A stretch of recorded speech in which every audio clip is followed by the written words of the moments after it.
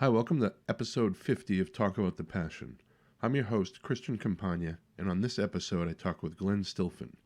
The name of this episode is American Town, and it's named after a song by the band The Freeze off of their perfect record, Land of the Lost.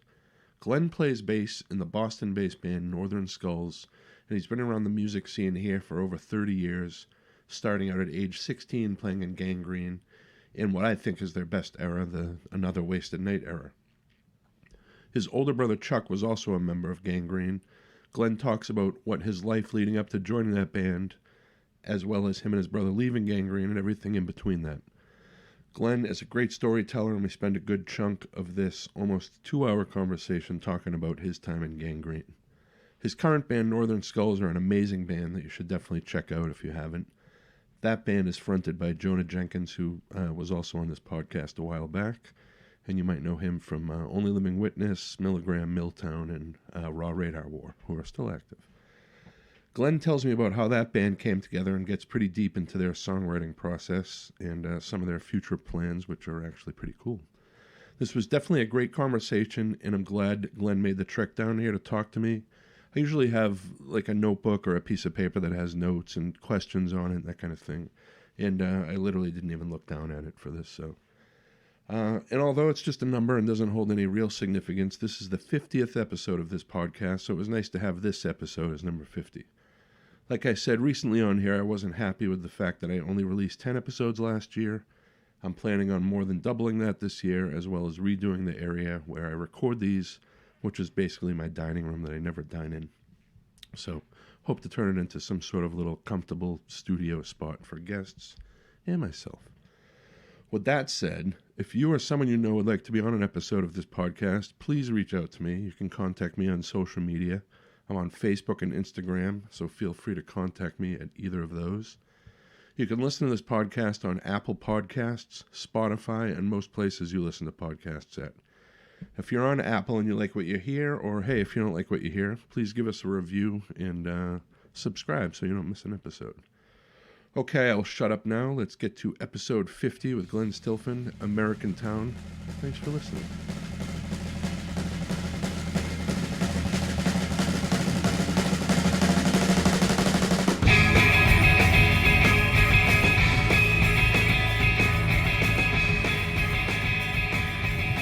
So I am here with Glen Stilphen. Thank you for making the trek down here. I appreciate it. We tried a couple times during the Patriots season, and this is the one time I was thankful that they didn't make it into the playoffs because we were able to. I live right near the stadium, so it's kind of a pain to come down here on a Sunday. It is. Route 1's interesting. Yeah. Sunday. Yeah. Unpredictable. Yeah. Well, sort of. So where did you grow up? I grew up in Hingham, Massachusetts. Yeah. Mostly until I was probably I think it was 14. My mother bailed out. And that's south of Boston. South of Boston, yes. Yeah. I was a third of 3 kids, and I think my parents moved there when I was an infant or whatever. Yeah. So they moved to Braintree, and then Brockton after that for a little while, and then migrated into the city somehow slowly. Quincy, and then Alston. Mm-hmm. And from Alston, I went from Watertown. Yeah. And I'm going west, so now I'm in Auburndale, which is a section all right. Yeah. of Newton. Yeah. So now, did you have music in the house when you were younger? Yeah. My mother was very cool. Yeah. And she was nice enough to let my brother's high school band play in our basement. Yeah. And that's how it really all started, they were like a high school cover band. Right. And, not many parents were into that sort of thing. So, they put the mattresses on the doors and all that stuff. Right. And they had this little rehearsal. And, I'm 4 years younger, and I'm thinking this is the coolest thing ever. Live music in front of your face. Absolutely. So, I thought that they were the greatest band ever. I thought, at that point, it was probably 1980, I guess, around that time. Yeah. And, as a 12-year-old or 13-year-old, music just was very popular in my house. My mother would always be playing, classic rock, obviously, Fleetwood Mac and Neil Diamond, whatever, Mm-hmm. all the, Linda Ronstadt, all that sort of like, 70s stuff. Yep. And then my brother's is 4.5 years older than me, and my sister's 5.5 years older than me. Yeah. So they're into all kinds of music. So in my house, it was just... So you could raid their record collections. Oh, yeah, because my whole sister's, perspective on it. She's got the Hall & Oates and Billy Joel, the first Billy Joel songwriters and stuff like that. Just the more like top 40 type stuff that you would hear in like WRKO. Yeah. And then my brother's listening to Pink Floyd and Right. and the White Album. And, my mother, the Beatles sort of run through everything. Right. My mother was playing early Beatle records from day one. Right. Of course she loved them.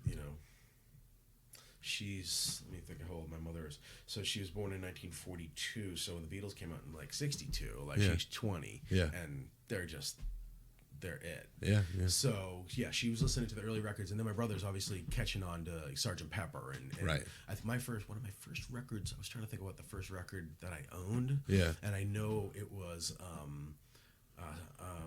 what's that band? Renegade. Styx. Yeah. It was Pieces Styx, of Eight. Pieces of Eight. Yeah. It's Nice. my first album that I asked for Christmas. Yeah. So it was purchased for me for Christmas, but that was the real, like, in my mind, my Right. first record. Yeah. And then after that it was Sgt. Pepper. Nice. So like I was into like,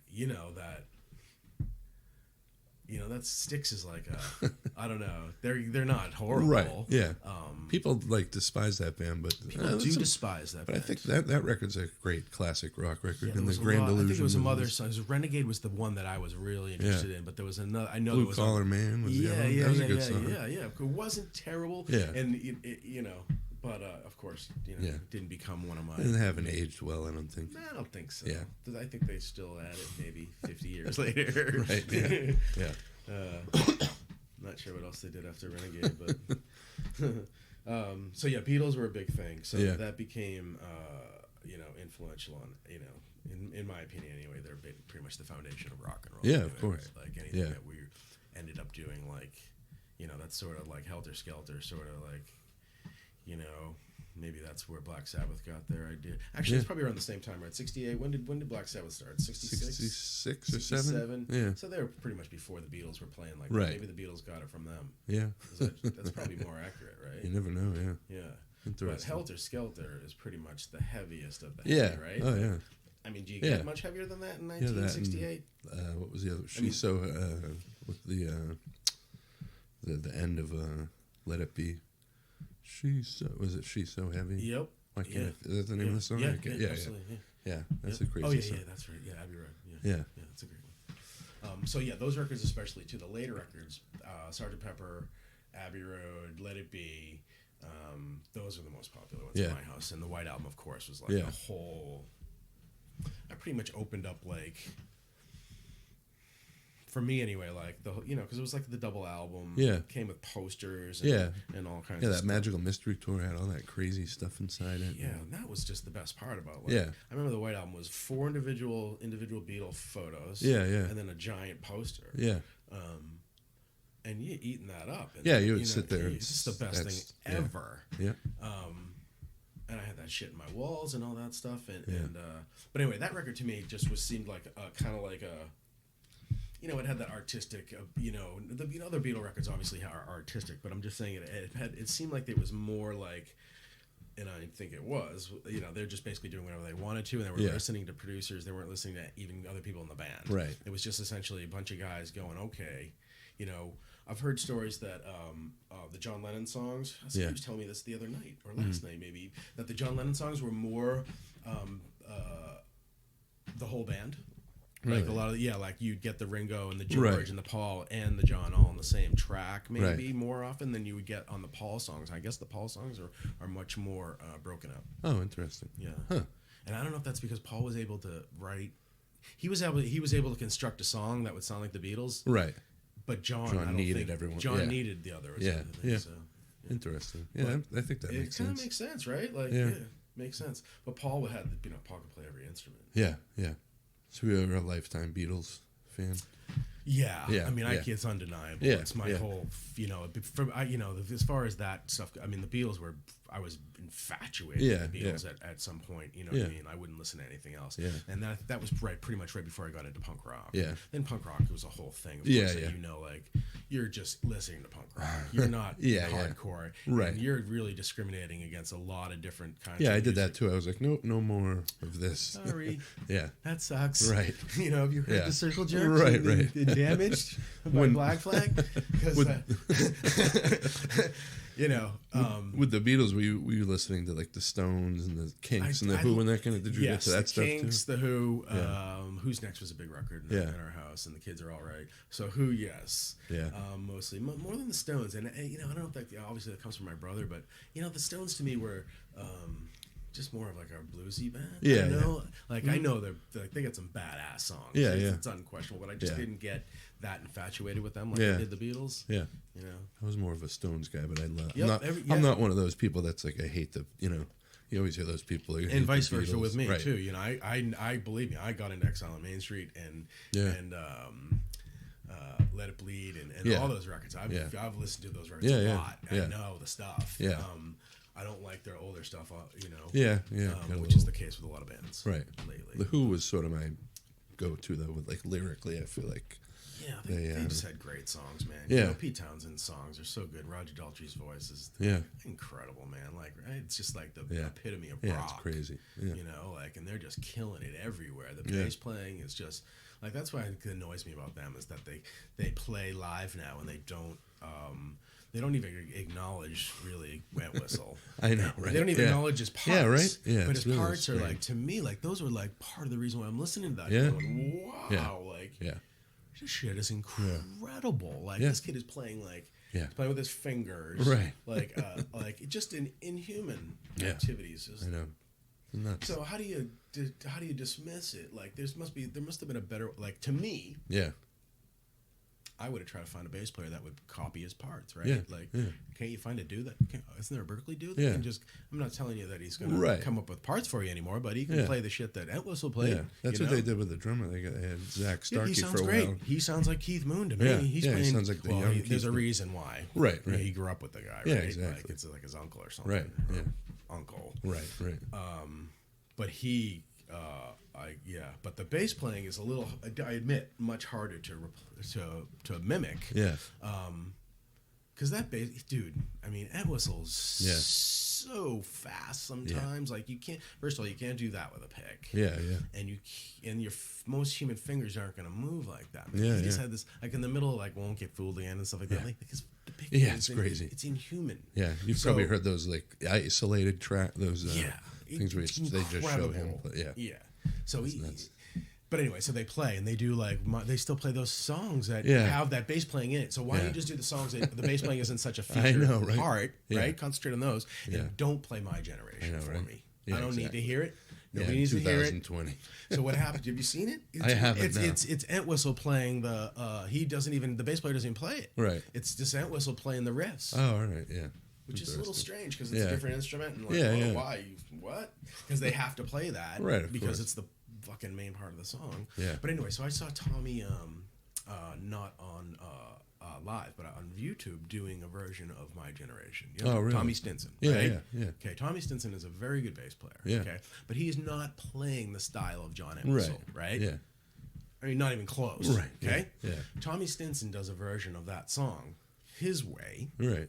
And his riffs during those parts are perfectly acceptable and adequate and sound pleasing to the ear. They're nothing close. Right. Or even he doesn't even attempt to do what Entwistle does. Right. He does his own thing entirely. He made the song his own, and I've never seen anybody else do that with that song. Interesting. Because, it's a hard song to make your own. Yeah. Right? Yeah, definitely. That bass playing is. Yeah, it's crazy. As they said, it's fucking crazy. Yeah. Do you? So, what was your first concert? When did you? Rush. Yeah. Rush. Yeah. It's interesting that Neil Peart has died. I know. Was that yesterday or 2 days ago? 2 days ago. It seems like. Well, they said he died the 7th, and they announced it on the 10th. Sad. Yeah. I know. It all makes sense now, right? Like with his retirement, quitting from touring and stuff. Right.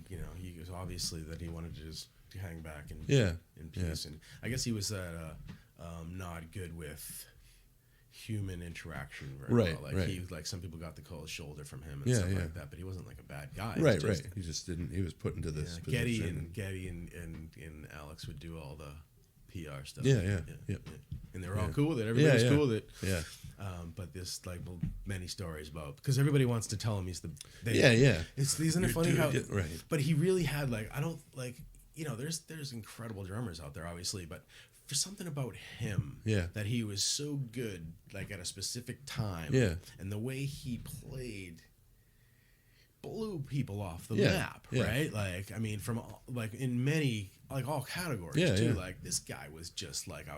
That was the first like crazy drummer we saw. First crazy drummer, right? I mean, we saw Keith Moon, who was crazy, but different. This was a completely different. This was different. Yeah, this was different. Yeah. So he got these people, like me and you, that were 13 years old. That's the time in their life that they become attached to music. Yeah. And he just fucking blew everybody away. So you have all these boys, the teenage boys that just want to go tell Neil Peart that he fucking changed their life. Yeah, and he did, and that's great, but he didn't want to hear it. Right.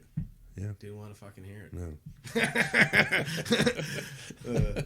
So your first concert you went. So where was this at? Boston Garden. Okay. And I went. My mom was, you know, my parents are divorced in the mid-'70s, so my mom was the third of the three kids. Yeah. So I wasn't quite, you know, my mother wasn't a helicopter parent. Right. Okay. Yeah. She would like pretty much, if my brother was involved in the scenario, or mostly it was cool with her. Cool, yeah. But this particular night was I was with kind of friends of my brother's, which were his age, like 15 years old, but it was actually my buddy Rob. Yeah.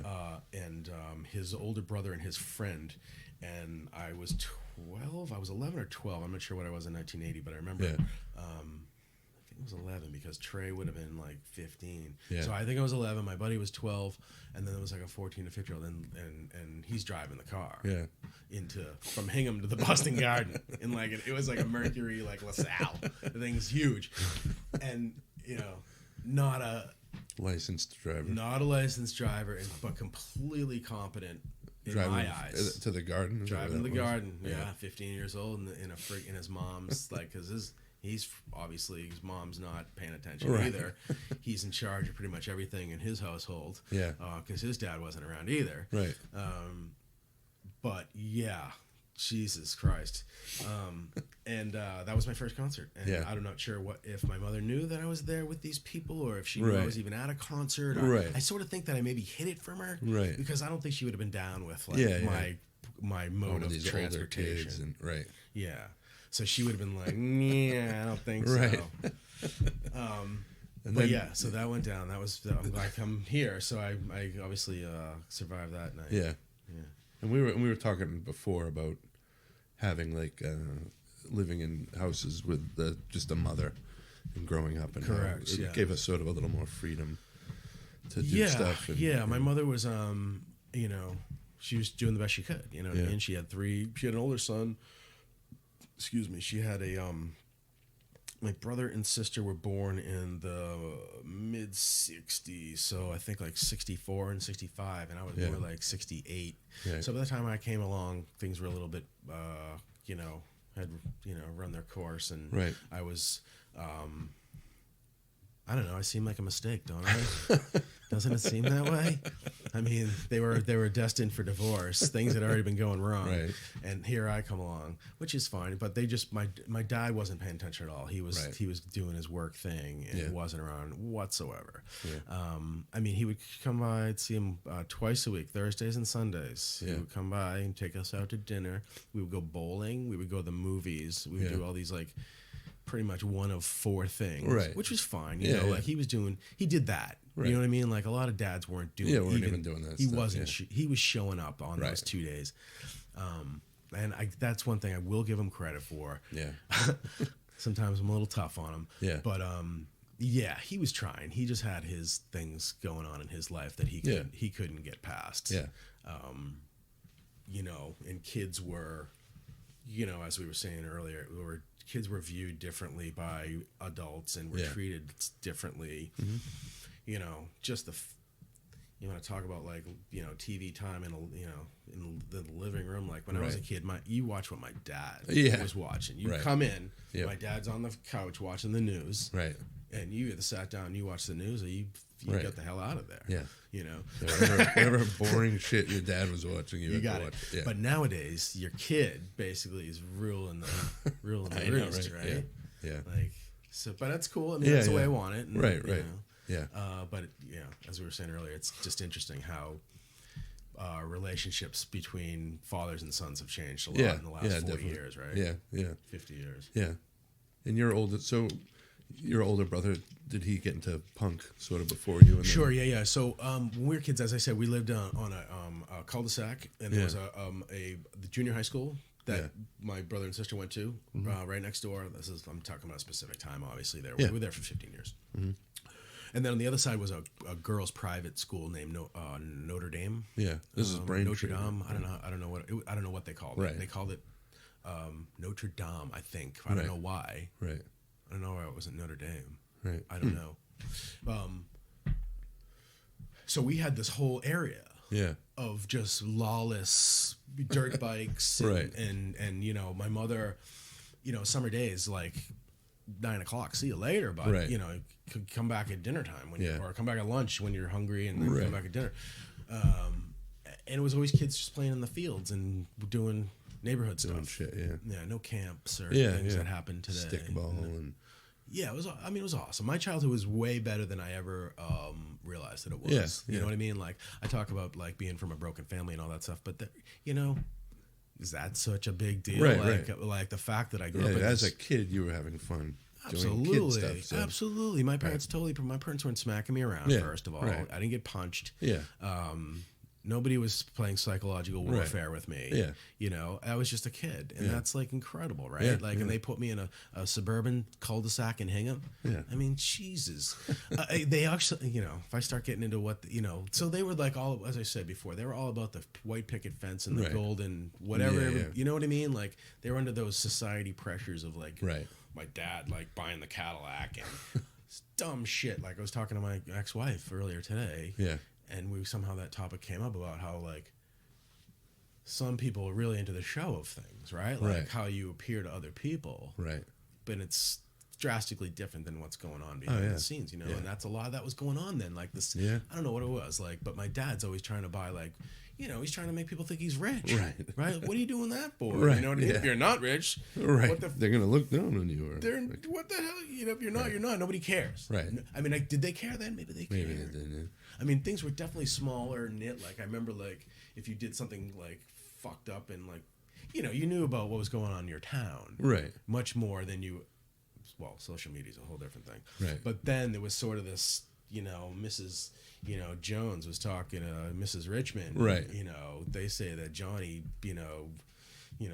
Johnny Smith's an asshole because he punched his sister. You know what I mean? Like it's like weird ass. Right. Like, stories changes a little as it goes along, and next thing you know, kids get a bad reputation because his parents are fucked up. I know. Nowadays, people put like notes on their houses, like "Get out of our neighborhood," you know, that kind of shit happens. You know, we were oblivious to any of that crap there. Like, I mean, I credit my mother again for like exposing us to the city. Yeah. Like she would bring us into Red Sox games. Nice.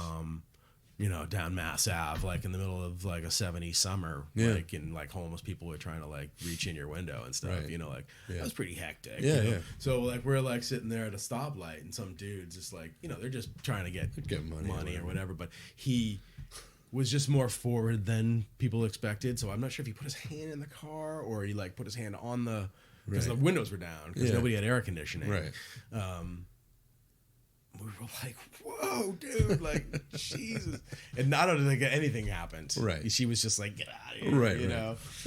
But to me, I was like, you know, that's my first exposure to people that aren't white. Right. You know, like, we just saw white kids. Like, and then there's the Metco kids. Yeah. We had that at my school. Yeah, it's like a handful of Metco kids that were coming in from the city, and everybody else is white. Right. You know, I don't, you know, I say that I had a great, you know what I mean? Like most of the kids that I grew up with never got any exposure to the city until they're a fucking adult. Right. But my mother was like, you know, normal, I think. Right. And your high school was cliquey, you were saying. I did, I sort of had, I had a separate relate. By the time I got into high school, my mother was, as I said, moving around. Yeah. By the time I got into 10th grade, I was like probably much more mature than the average kid that was in 10th grade. Yeah. And I started playing in the band then, Gangrene, and that was, they were nice because they would cater to my school schedule. Yeah. So I didn't have to quit school like some kids did. A lot of kids were quitting school to play in bands, and I hear those stories, and I'm like, wow, dude, why'd you do that? Yeah. Like I'm really happy that I quit school.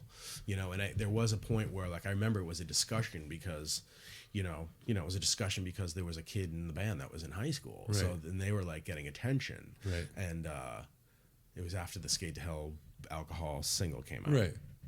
So naturally, the things about, well, not naturally, but they were start talking about going on the road and stuff like that. And I think it was my brother that was just like, fuck you guys, you can't just fucking abandon the kid. You can't tell him he's got to quit school. He's fuck you. Right. And that's probably, they were like, okay. Yeah. And the fact that they did probably gave me another year or so in that band. Nice. Because the first year was pretty much like we were just completely struggling. Yeah, yeah. And then the second year that I was in the band, it was much more of like, we thought we were going to be rock stars, kind of stuff. Yeah. It was surprising. Very surprised. Things would happen to us that we were very surprised about because a lot of people didn't care for us. Right. You know what I mean? Like, we were not viewed upon as like a positive entity to a lot of people. Like, especially then, like, our first tours were, my first tour we did was in the winter of 1984. Yeah. And there was really no place to play. Okay, you had like the major cities. Yeah. Boston, New York, the DC, Philadelphia, in California. Yeah. Or Chicago, sorry. Right. You would have the Detroit, the Chicago, and some things around there. But everything else, you were at the mercy of whatever you got yourself into, because that's what was going on. Like punk, we didn't go south at all, really. Right. We tried to do an East Coast thing, I think, early on, and we were like, oh, Jesus Christ! Yeah. Playing in Florida back then was like playing in the fucking wild West. Like what did he? What? Yeah. What do you? What's that? Yankees. You got a mohawk there? To us, that was scary. Like, we thought that was frightening. Some motherfucker was going to shoot us or something, And Texas was crazy in the 80s. Like, I mean, to us anyway. Like, I'm not sure. Yeah. If you were from Houston or Dallas, you might have a different perspective. But for me, these people, just the law, the police were different. Yeah. And they were going to kick your ass if they pulled you over for. Yeah. I have actually friends that were in this band. 7 League Boots. Oh, yeah. They were like this. Bobby Sullivan. Yeah, Bobby Sullivan. Yeah. I talked to Bobby recently on Messenger. Oh, nice. I love that band. They played the Middle East a few years ago. We actually, like, me and Jonah and Johnny and Mike and Northern Skulls, we pretty much were. It's kind of funny. Like, I'm friends with Bobby. Like, I consider him a friend. He's like, I've known him since he lived in Boston. Yeah. And, but the band that the Girls Against Boys, like, we worship Girls Against Boys. Like, I think that's like one of the best bands. Underrated. Yeah, of course. They were underrated. They got a major label, right? But now nobody ever talks about that. No way. They were awesome. No way. They were great fucking band. Great, dude. It just didn't have like the just musically interesting. Yeah. So a lot of their musical parts are just like, as an adult, I think, are more interesting to me. Like, I didn't even recognize them early. Like, I just knew them as the band that Bobby's friends were in from Soulside. Yeah, yeah. So I didn't even, I was in Bobby camp. Right. You know what I mean? I didn't care. I didn't give a shit what the Girls Against Boys were doing. Right. So I didn't listen to that stuff until I got to be an adult. Right. Yeah, yeah. But Bobby's Bobby's a nice guy. We tried to get him to.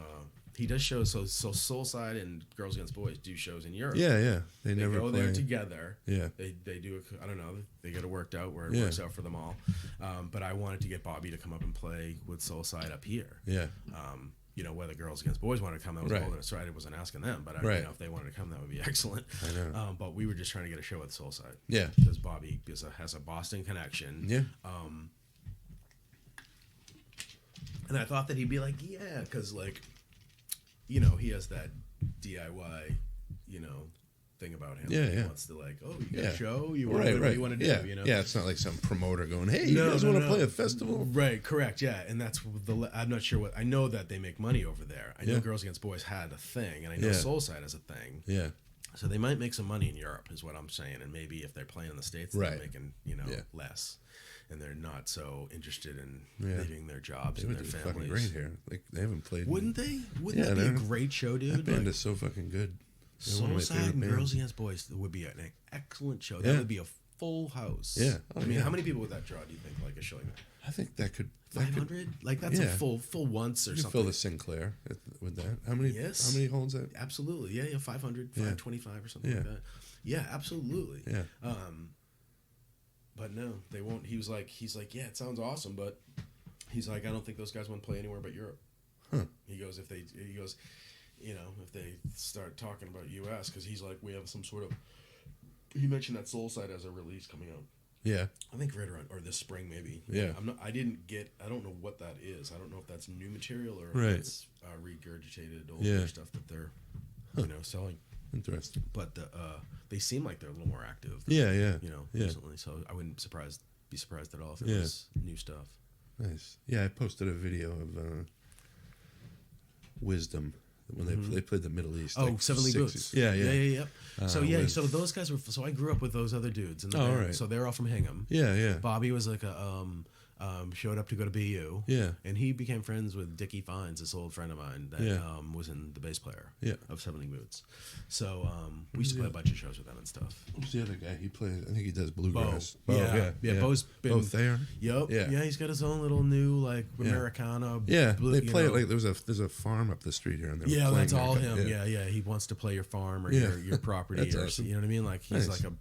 Yeah, he's cool, dude. Bo's a super cool guy. Yeah. Like I really enjoy hanging out with Bo. Yeah. My one of my best friends, Bryn, used to. Bryn Taylor. Road. Yeah. See, I saw you posting with him. So Bryn Taylor was good friends with Bobby Sala. Yeah. Right. Yeah, I used to hang out with Bryn quite often back then. Yeah. Yeah, he's a good dude. Yep.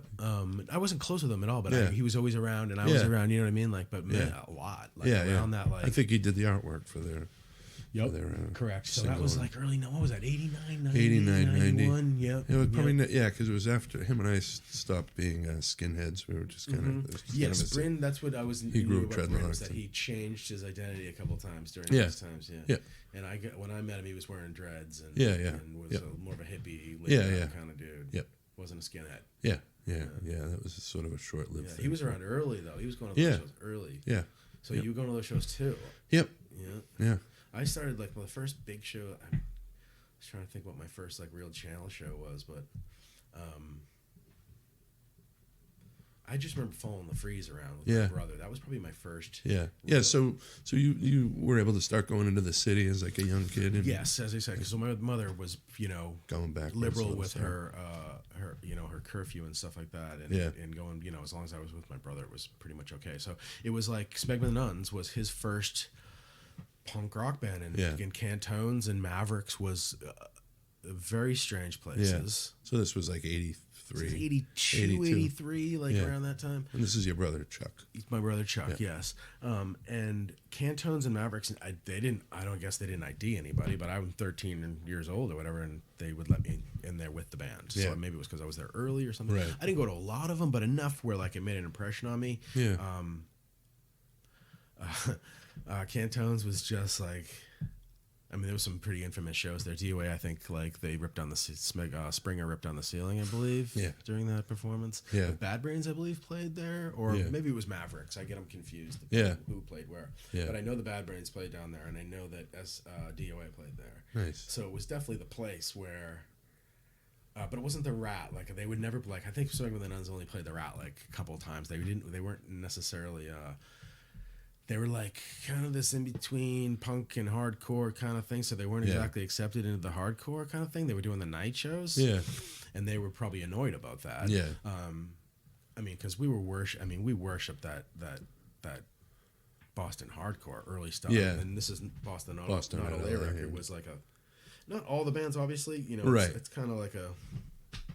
Yeah, like I mean, even like Jerry's Kids. Like, I don't listen to that Jerry's Kids. Yeah, that version is. Yeah, it's just my world right? is there. Yeah, it's the brother. It's a more primitive version of many of those bands. Yeah. Gangrene, of course. Even the Gangrene like, stuff. It's the first Gangrene. It's the first Jerry's Kids. Yeah. FUs. Yep. But to me, the ones that stood out, like my favorites, were the Freeze. Yeah, the Freeze. We were saying earlier that they were probably more competent musicians, right? So they were definitely the standout. And Gangrene, I thought, was the performance of the record as a kid. Yeah.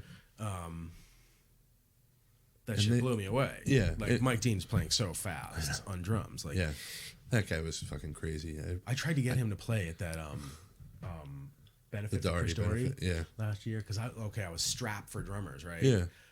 So the first people that I'm asking are guys that have played in the band. Yeah. And he hasn't played those songs since then. Really? He's never. Yeah. They've never played. Yeah. The bass player will not even engage. I don't know. I'm not even sure if anybody's asked him. Yeah. I think he owns a bar locally. If I'm not mistaken. Bill Manley. Okay. But Bill Manley dropped. I don't think he was into the music. Right. Because he really wasn't in the music scene at all. He was never just like the guy that played bass on that stuff, and you never heard from him again in our scene anyway. Yeah. And Chris would, or Mike Dean joined the military, so he wasn't around. So I never saw those kids at all. I met Chris separately, and I actually spent some time with Mike Dean on the road. Like he joined, like we went to California, like I'm trying to think of what year that was. Probably the summer of '85. Yeah. And Mike Dean was on leave from or something. Some military thing that he was. I think he was a Marine. Yeah.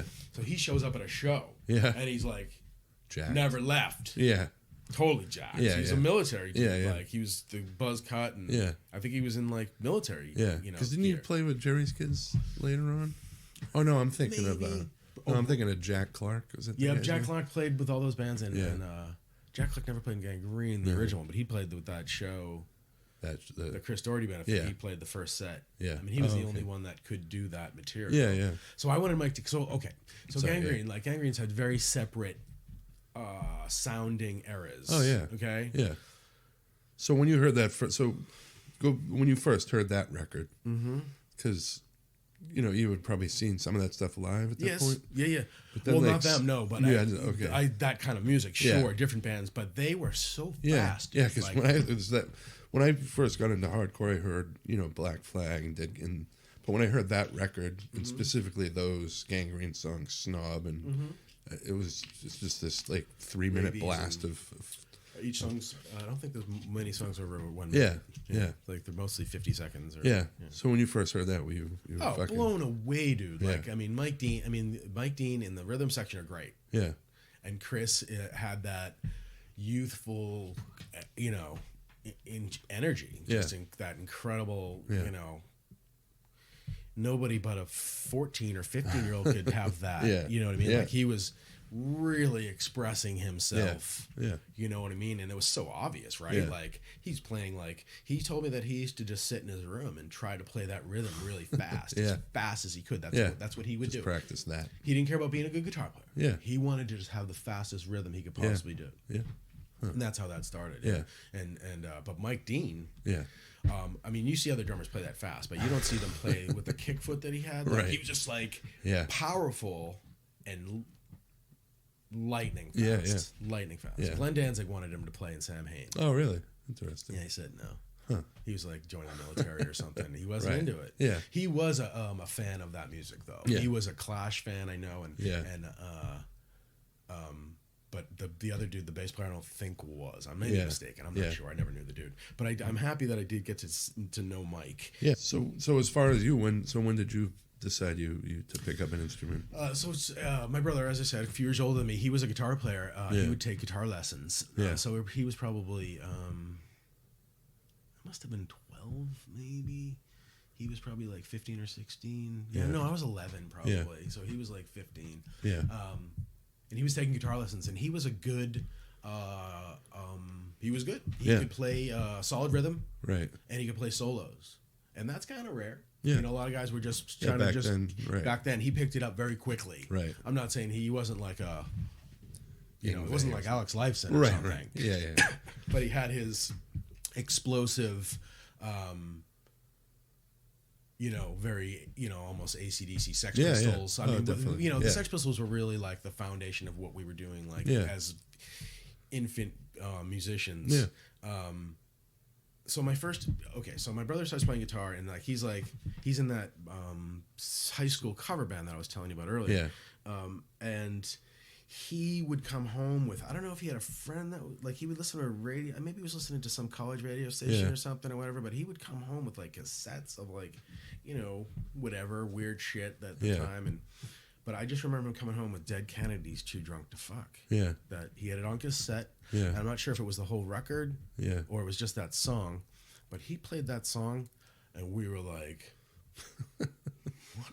You know, that was just so outlandish. Right. Like the obviously the lyrics. Yeah. We were like, wow, you can do that? You can fucking say that? I know, you know, he's really saying and that? the music you know? is crazy. And it's just, you know, surf, whatever, punk, surfy, whatever. Yeah. But to us, it was hardcore. That was hardcore, right? Yeah. that was the impression that we got. Yeah. To me, that was I never got the surf connection and that stuff until later on, I think. Yeah. But, you know, it was just so different than everything else. You know what I mean? So he had bought a guitar, and he kept saying to me,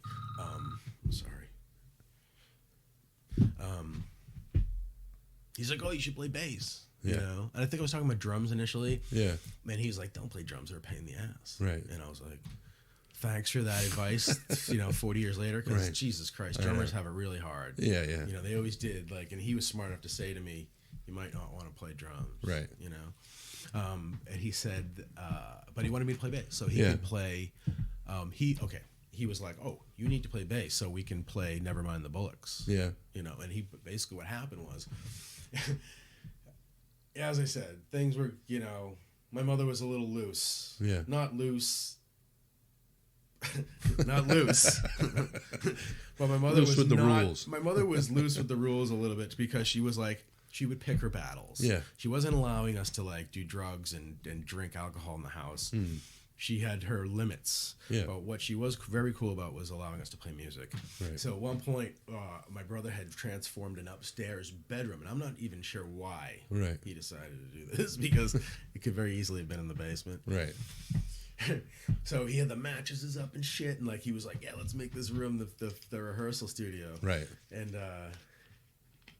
we sat in there, and he taught me the whole Nevermind the Bullocks record. We sat there and learned the whole record. He knew it all. Right. He knew the whole thing. Yeah. And he's like, all right, this is this one, this is this one, this is this one. Nice. And they're all pretty much... They're all pretty pretty simple.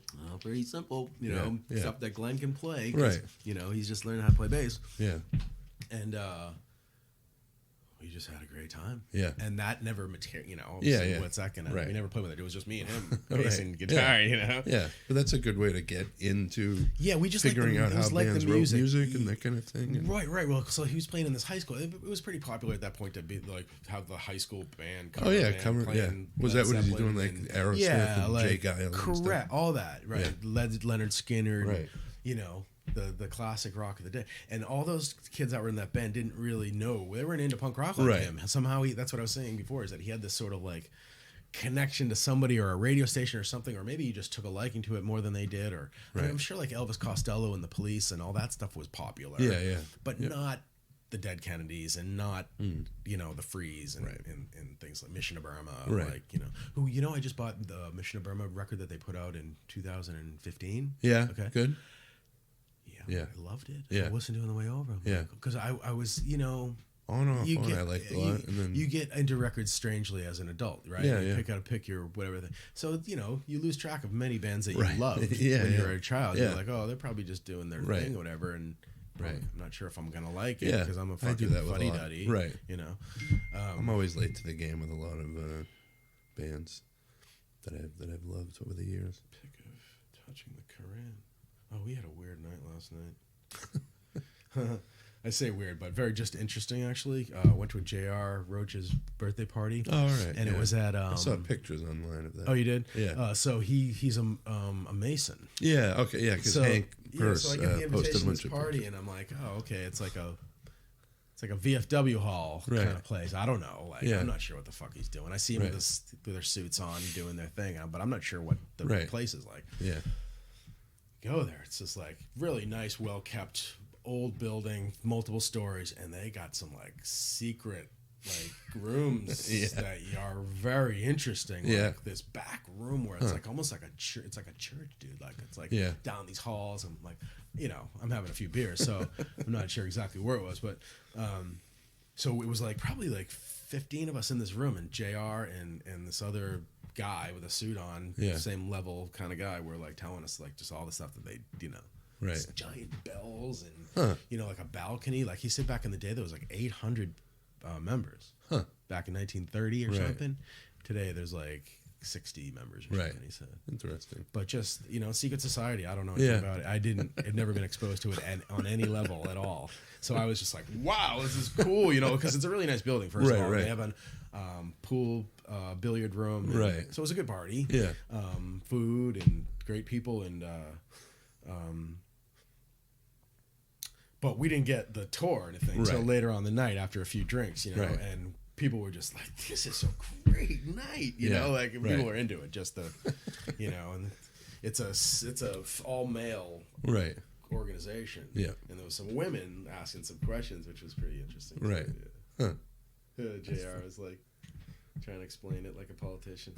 It's kind of funny. Like he did a very good job though. Yeah. Even like I mentioned something to the girl, like some girl, she basically asked, "Oh, when are women going to be involved?"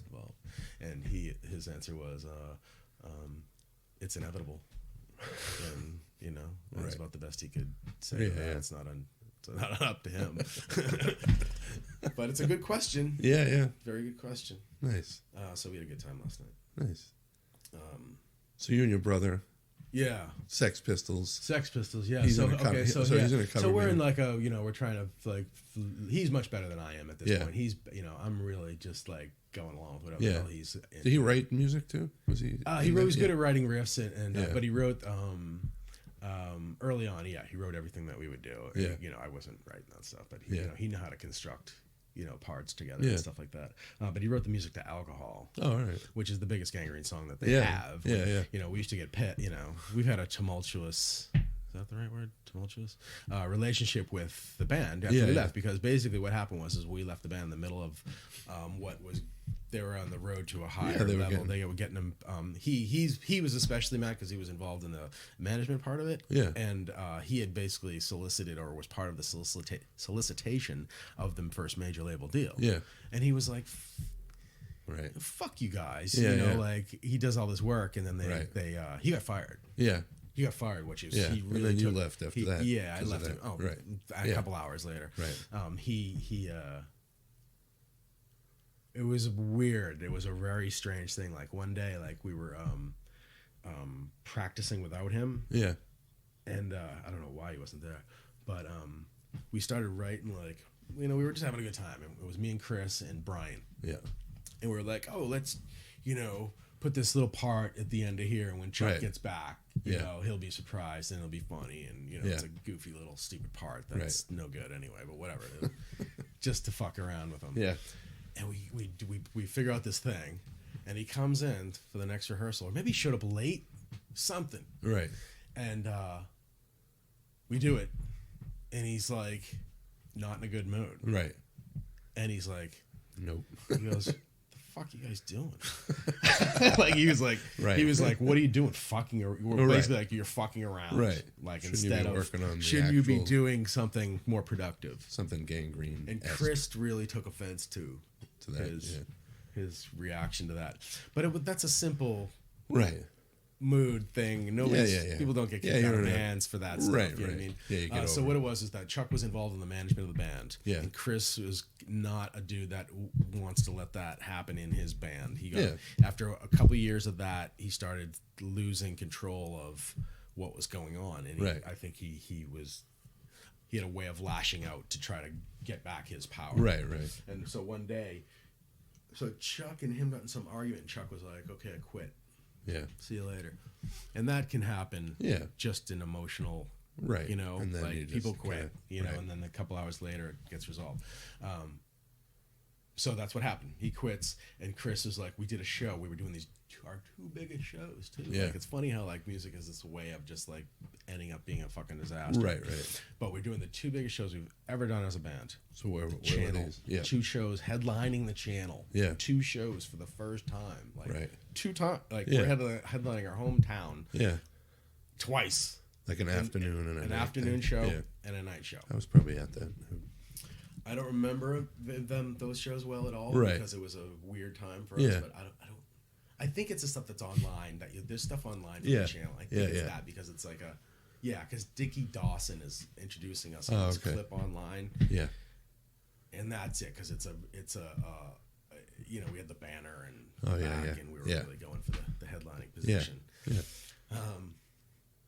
So, Channel was like at that time, I think 1,200 or 1,500 people. 12. Yeah. 12. I think one show was like sold out. Yeah. I mean, it went really well. Yeah. Like one wasn't, whatever it was. But people were very happy with us. Yeah. I think it was probably like 1,000 people at each show or something like that. Right. So to us, it's like the best time in our existence. Yeah. Yeah. And so this argument had happened a couple weeks before. And in my head, I remember thinking to myself, they had gotten, at the shows, they were getting along and drinking beers, and there was no negativity at all. It was all positive, normal stuff. And so I just thought that was done. Yeah. Like we had moved on from that. Right. And then we go into, after those shows, Chris is like, no, man, he quit. Oh, jeez. And we're like, what? What are you talking about? Brian was like, what are you talking about, dude? Yeah. Al was very involved. Yeah. He was like the 5th member, and me were like, dude, what do you mean? Like, it's so stupid. Like he doesn't, he's not mad at it. Right. He's sorry, basically. I don't know if my brother actually apologized, but he was visibly sorry. Yeah. It wasn't something that he wanted. He didn't want to be kicked out of the band, and he didn't want to quit the band. Yeah, of course. I mean, he was involved. Everybody was involved pretty heavily. And Chris, like, put that, this is very typical of him too. Yeah. He would get stubborn. Yeah. And not listen to anybody. So he put his foot down. He was like, no, fuck you. He quit. That's it. He's like, Glenn, I want you to stay. But, Your brother's gone. I don't know. I wasn't even talking to him at that. Yeah. It was Al was at the middleman. And I just remember Al calling me up and going, yeah, he's not changing his mind. And he's like, he wants you to stay. And I'm like, fuck no, dude. Right. I'm like, what are you, out of your fucking mind? Yeah. I'm not staying in this fucking band. Right. My brother was like my whole, he carried me that whole way. Yeah. So basically, Chris, I credit those 2 guys with allowing me to be a good musician. Yeah. Because if I didn't get that chance, like my brother, he's my brother, so you have, that's, you don't choose your siblings. Right. So I was lucky enough to get him. Yeah. But you know what I mean? So he's just a big influence. And then Chris Doherty, who was a guy that didn't care about how good of a player you were. Right. He just knew that you were friends with him, and he liked you, and you were drinking beers with him. You know what I mean? It's who he liked. Right. He wanted to play with people that he liked, and that's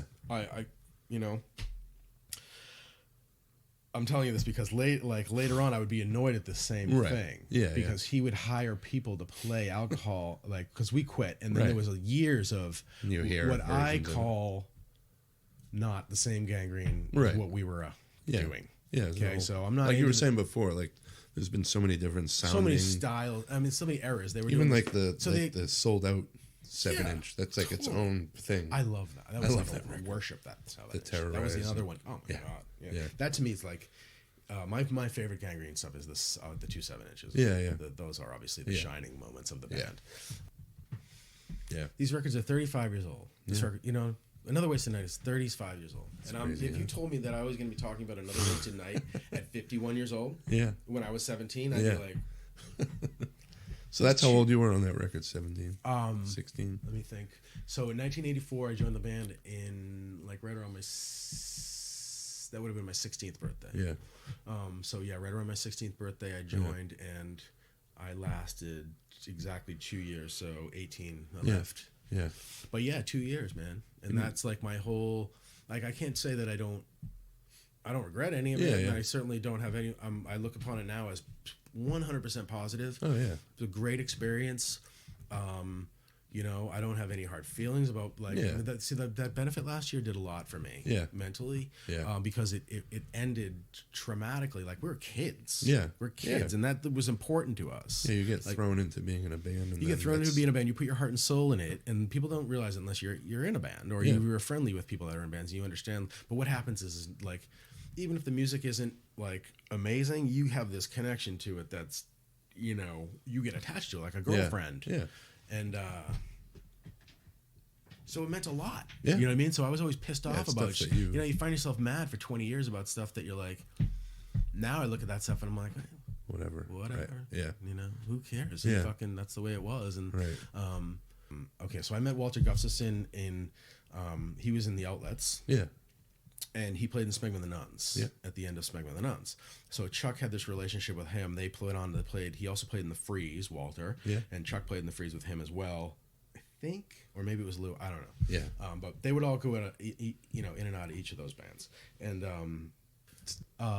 they had been playing in Smegma the Nuns, and then Chuck went on to play in the Freeze. And then after you have alcohol. After he played in the Freeze, he wanted to start a band with me. And we started this band called Damn. Drunks Against Mad Mothers. I saw you guys at the Paradise. Did you see the that one show? With like cancerous growth? Yes, Fang. Was it Fang? And yeah, Freeze? Fang. Yeah, dude, you saw that? Yeah. Oh, thank you. I might even. Thanks, man. I mean, I talk about that show like I might even have. There's a flyer. There was a flyer. It might even be the one that I made. I made a flyer for that show. I used to just make flyers for shows. Was it Articles of Faith? Was the other band or Fang? Maybe it was Fang. It was Articles of Faith. It was Vic Bondi. Was that Vic Bondi's band? Articles of Faith. Yeah, because he was mad. I mean, it's understandable because of the name of the. Yeah. No, he was mad that that I think it was Vic Bondi, and I don't want to name names if I'm incorrect. But what happened was, so Dan was this band that had never played a show. And the Freeze were the headliner. And naturally, Articles of Faith should have played right before the Freeze.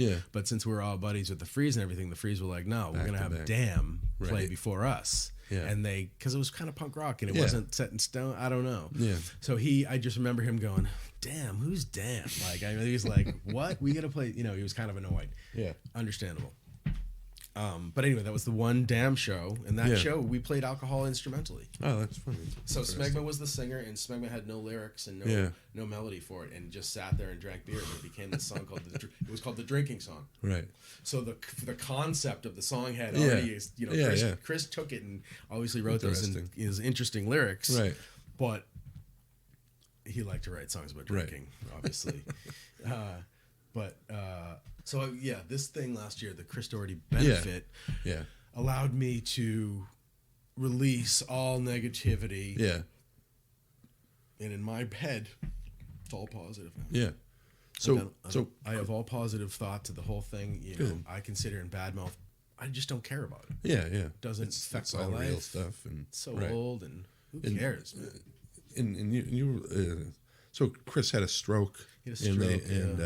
So they had a benefit in Boston last year where which was amazing. It was Did we get that show? Did you go to that? I wasn't. No. So it was like there was something in the air that evening because people were really like every band. I mean every single band, dude. Like there was 10 bands, which everybody thought was too many, because.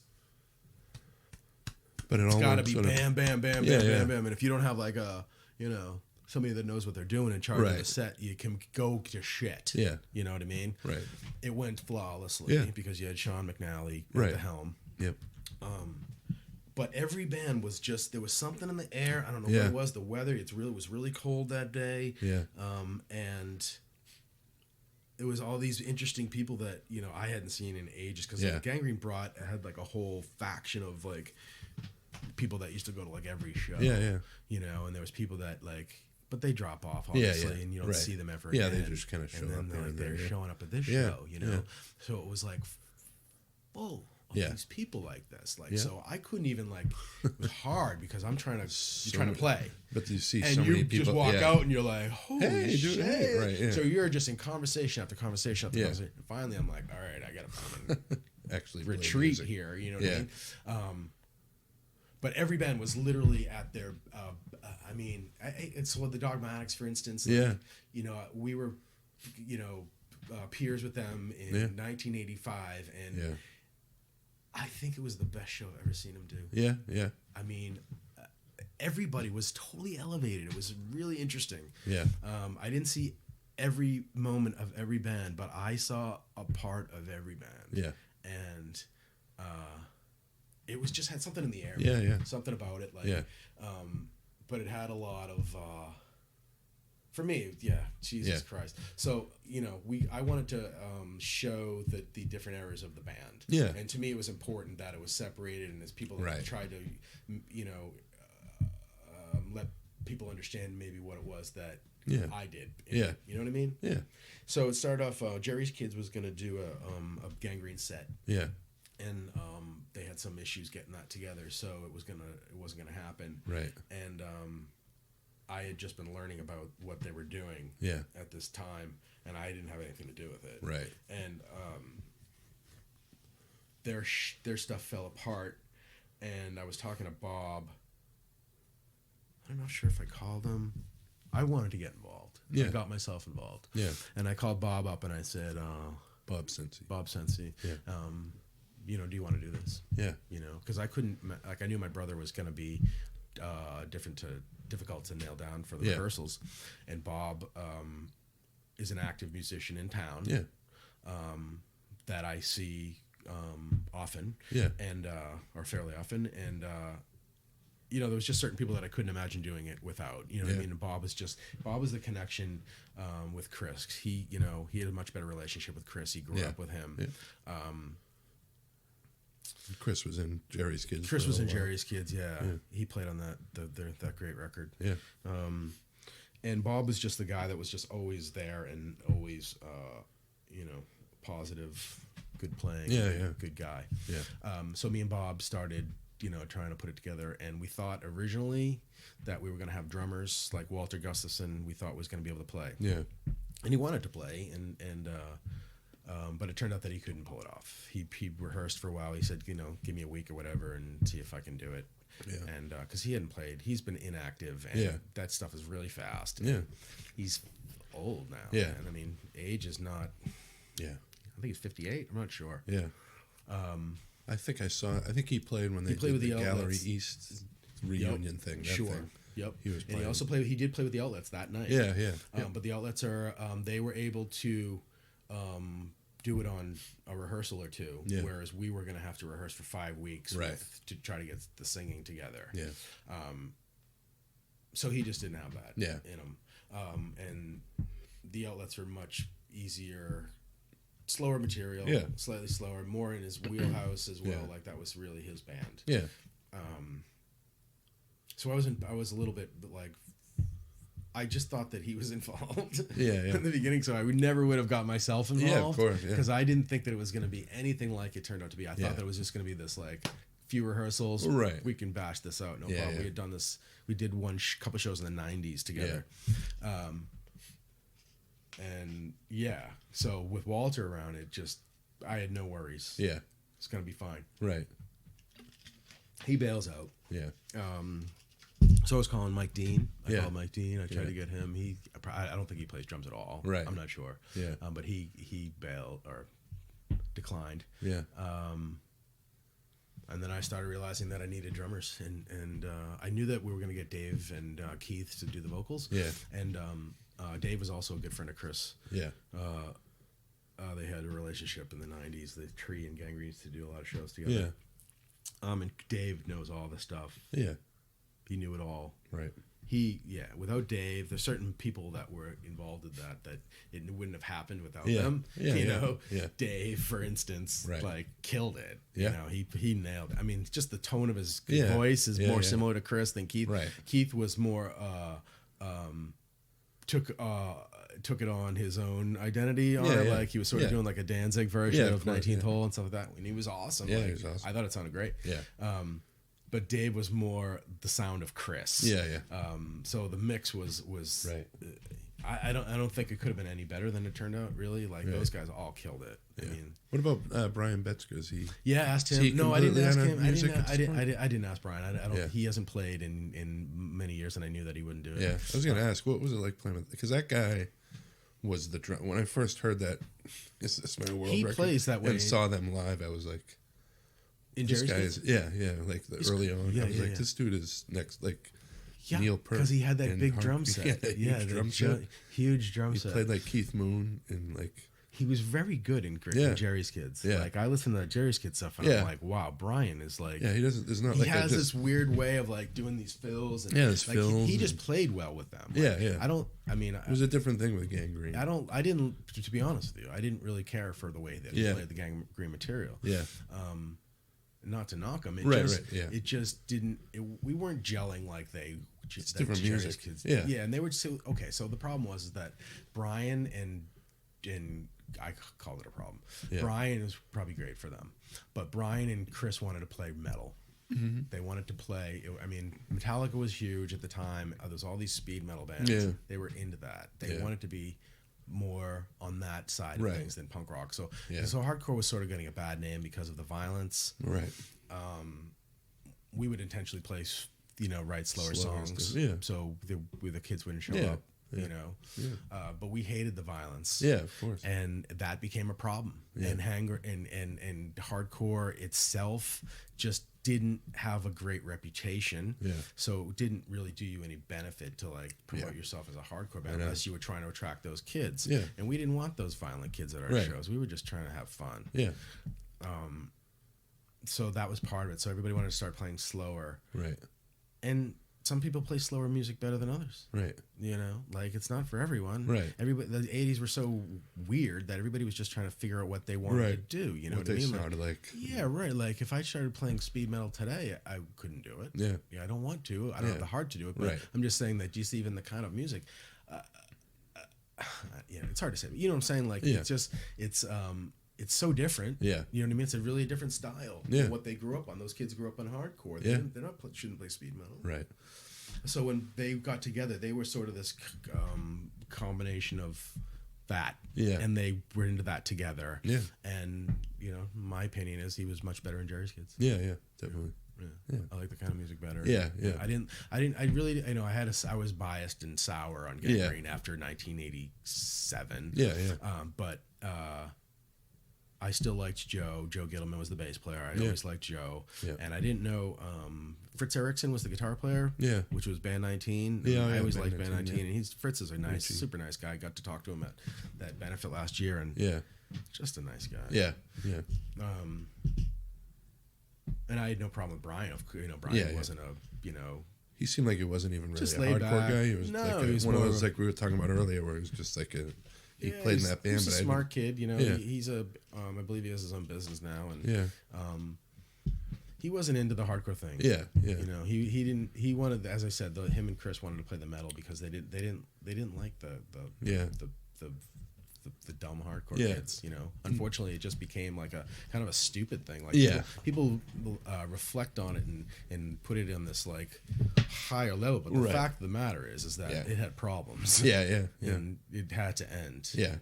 And there's a reason why bands started moving in different directions. Yeah, yeah. And that era too was there was that whole era, and it was sort of a big deal at the time with all the Boston bands, because it was Gangrene, the FUs, SSD, and DYS all put out these records that were slow. Yeah, yeah. And the SSD ones, the DYS one, those ones haven't aged well. But the FUs, correct. Do you want to hurt? Do we really want to hurt you? That's one of the best Boston hardcore. FUs, I love the Straw Dogs. Yeah, yeah, and then the Straw Dogs, and then Another Wasted Night was just another one, like where it was just a little more rock sounding, and absolutely.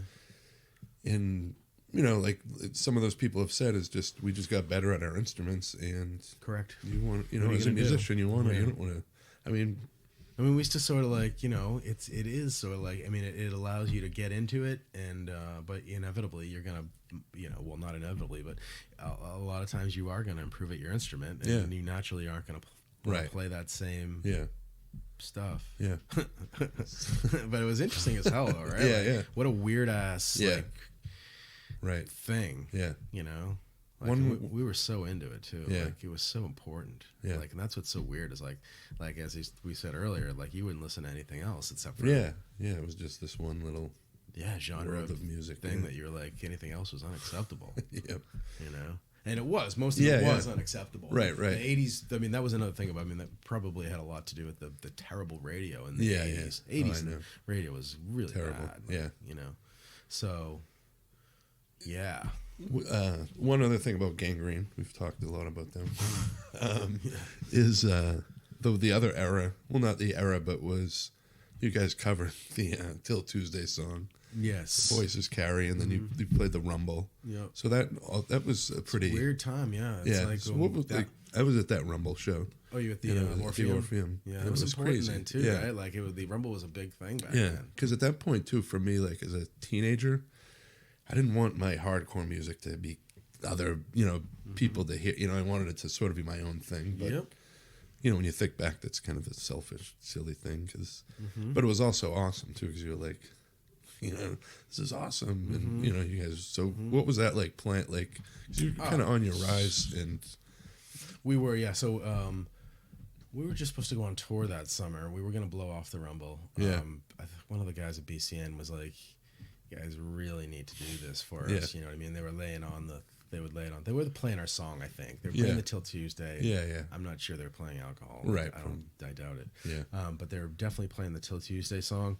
And they really wanted us to do it. We were just supposed to go on tour that summer. Yeah. After I got out of school, and we would have been on the road for 30 days or whatever, 40 days, and somebody convinced Al to convince us to do it. Yeah. And we did it the first. I don't remember what was the first night. I'm trying to remember what it was. I don't remember the first night, but I remember the semifinals were at was it Spit? It wasn't Spit. Oh yeah, it was wasn't Lansdowne. Spit. It was one of the Lansdowne. Metro. Yeah, because I don't think Metro or something like that. Yeah, I couldn't go to it because I think the one they were 21 plus, but then correct. The finals was the finals was all ages at the Orpheum. Yeah. So these were 21 plus shows, but I think it was Metro. I think it just turned from Spit to Metro. Yeah, if I'm not mistaken. And it was with the Oysters. Do you know the Oysters at all? Yeah. I love the Oysters. Yeah. It was with the Oysters who we were really friendly with because we used to do a lot of shows with, and Chris and Richie were in Stranglehold together. Yeah. That's another great band. I love Stranglehold. Yeah. The Oysters were just sort of like the second part of that to me. Yeah. I really liked Richie's voice in the Oysters. He had this really not like it wasn't like a great vocalist, but he was like just had this quality. You know what I mean? This laid back sort of like, they weren't ever trying to be hard. No. They were just trying to write like punk songs and But I love them. I tried to get in that band too. After they were falling apart. Yeah.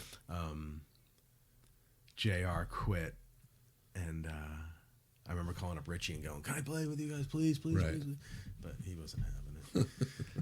Al was trying to get me in the band. That's what it was. Yeah.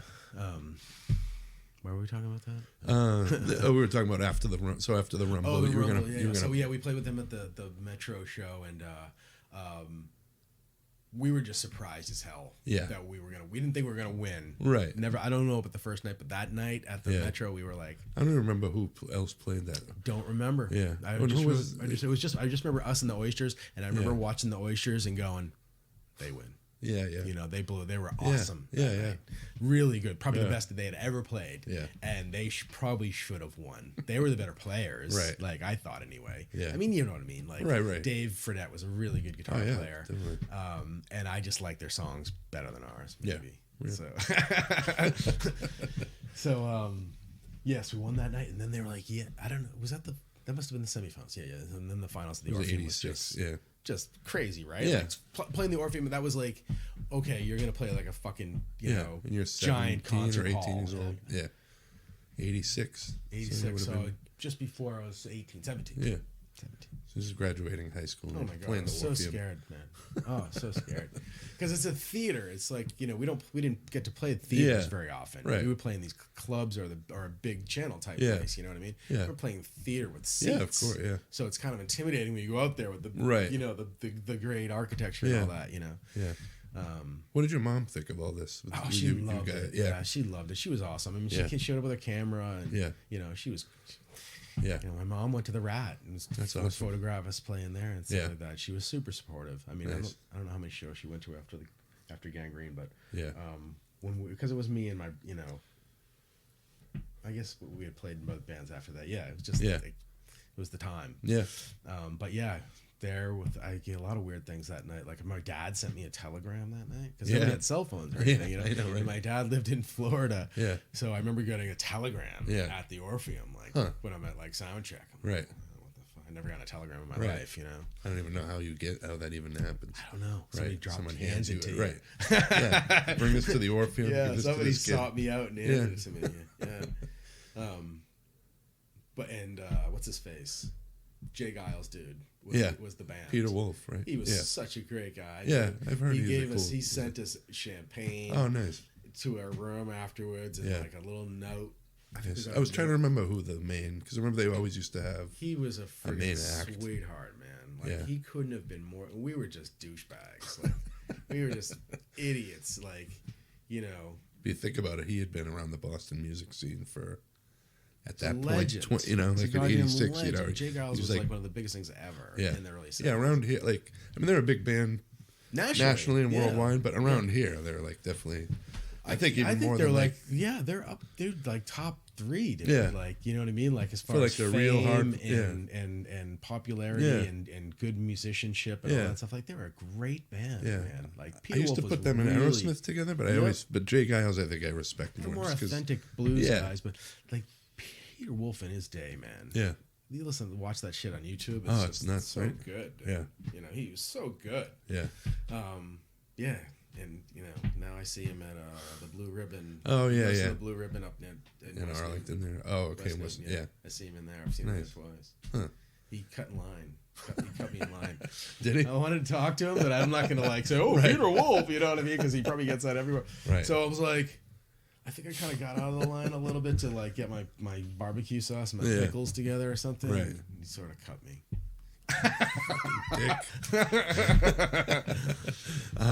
So that night he was like wicked nice to us. He said this is like, you know, note and shit. And Chris, like, I think I'm not. No, this is very common of Chris to like take on some sort of themed.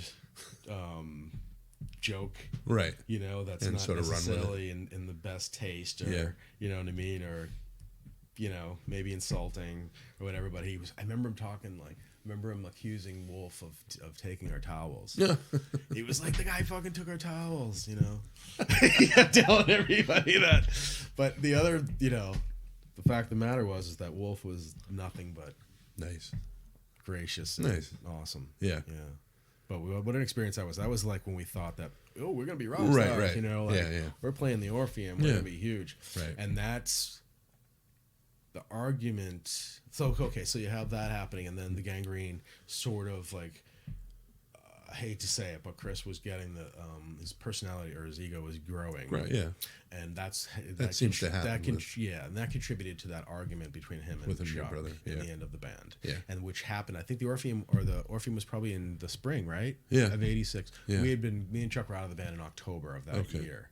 Yeah. So, 4 months later, it was all to do with that. Right, yeah. You know, all to do with that for sure, because he, you know, things were getting, like, people would, you know, labels were interested in us, and, you know, there was a lot more going on than there was the previous year. Mm-hmm. So, you know, and kids doing stupid things. Yeah.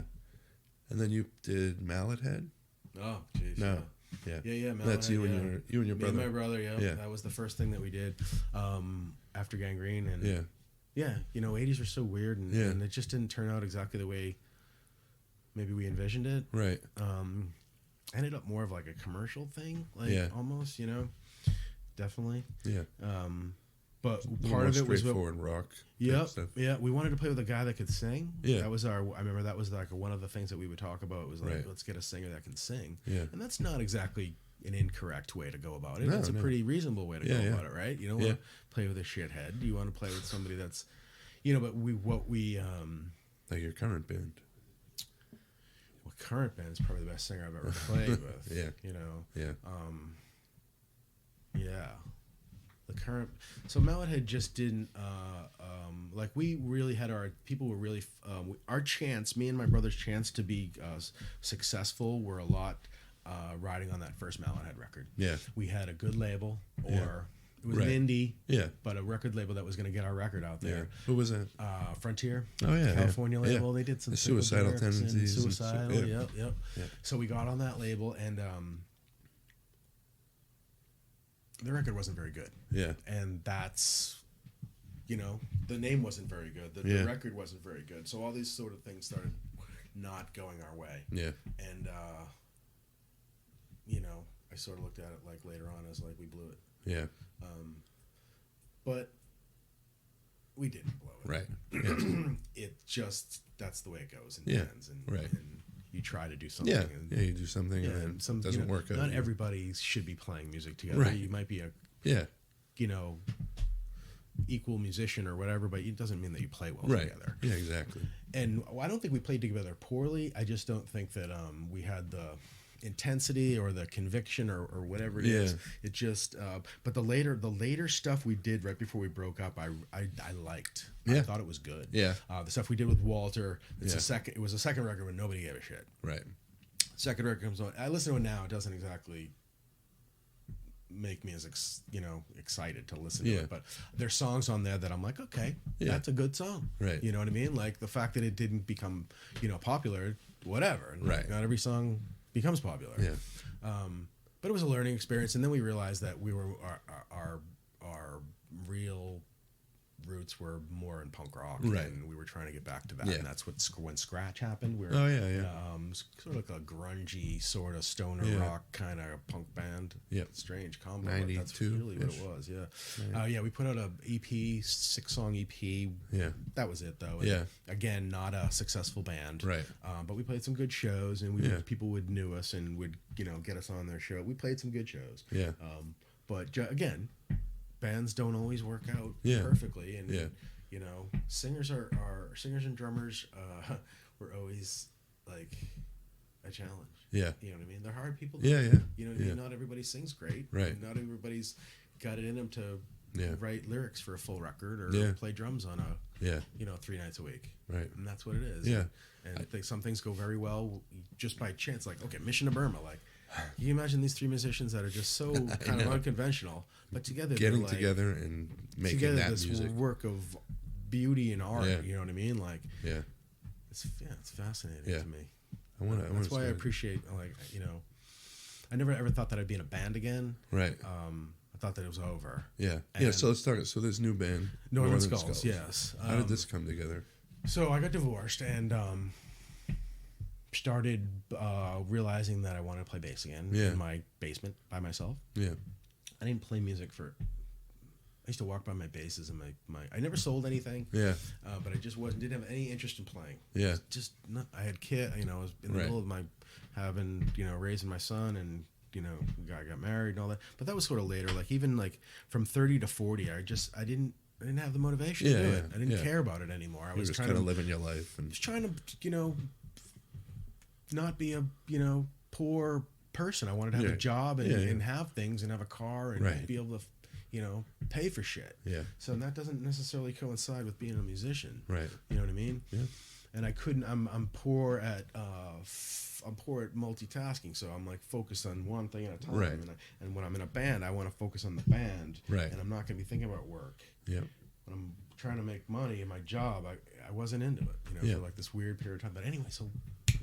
Just like bing, bing, bing, like in my head. Oh my god! Like, and I'm thinking about it, and it's like I remember my ex-wife saying to me, she's like, "You didn't talk about music for 5 years," and she's like, "And this is all you talk about." Yeah. And I'm like, okay. Yeah. So that was the end of my marriage. Was part of it, and then after we had split up, I would go down to my basement and play bass by myself. Mm-hmm. For hours and literally I work out of my house as an appraiser, so I work in my house. I would work late and then just need to chill out before I went to bed, so I would literally go down to my basement and almost fall asleep on my feet playing bass. Like it was this, I found this like release from or escape from just life. A little escape to just and I would get it just made me feel good. You know what I mean? Like it was almost like I went jogging and came home. Like I'd get that like natural high. Right. And so I would think in my head, I'd be like, oh, that's a good riff. Maybe this could be a song. And I got this bizarre idea that I could like write songs again or something. Right. Yeah. So I realized on my phone that I have that was a very good text. Oh, okay. I'll tell you about that later. All right. I started realizing that I could record it. Yeah. And started recording riffs on my phone. Next thing I know, 20 riffs on my phone. Mm-hmm. And I'm like, I would look at it and go, oh, you know, this will probably get erased when my next phone. Right. I didn't have any. I was doing it just like for you. Sometimes I wake up and it would just be a terrible thing, and I'd be like, erase it. Or, you know, somebody keep whatever. Yeah. So Johnny Mullen is a guitar player of Northern Skulls, and he was in a band called Scrapes with Walter. Okay. Ironically. Yeah. And I would go see them play because of Walter. Yeah. And Johnny was like, "What are you doing?" Like, he was a Scratch fan. Yeah.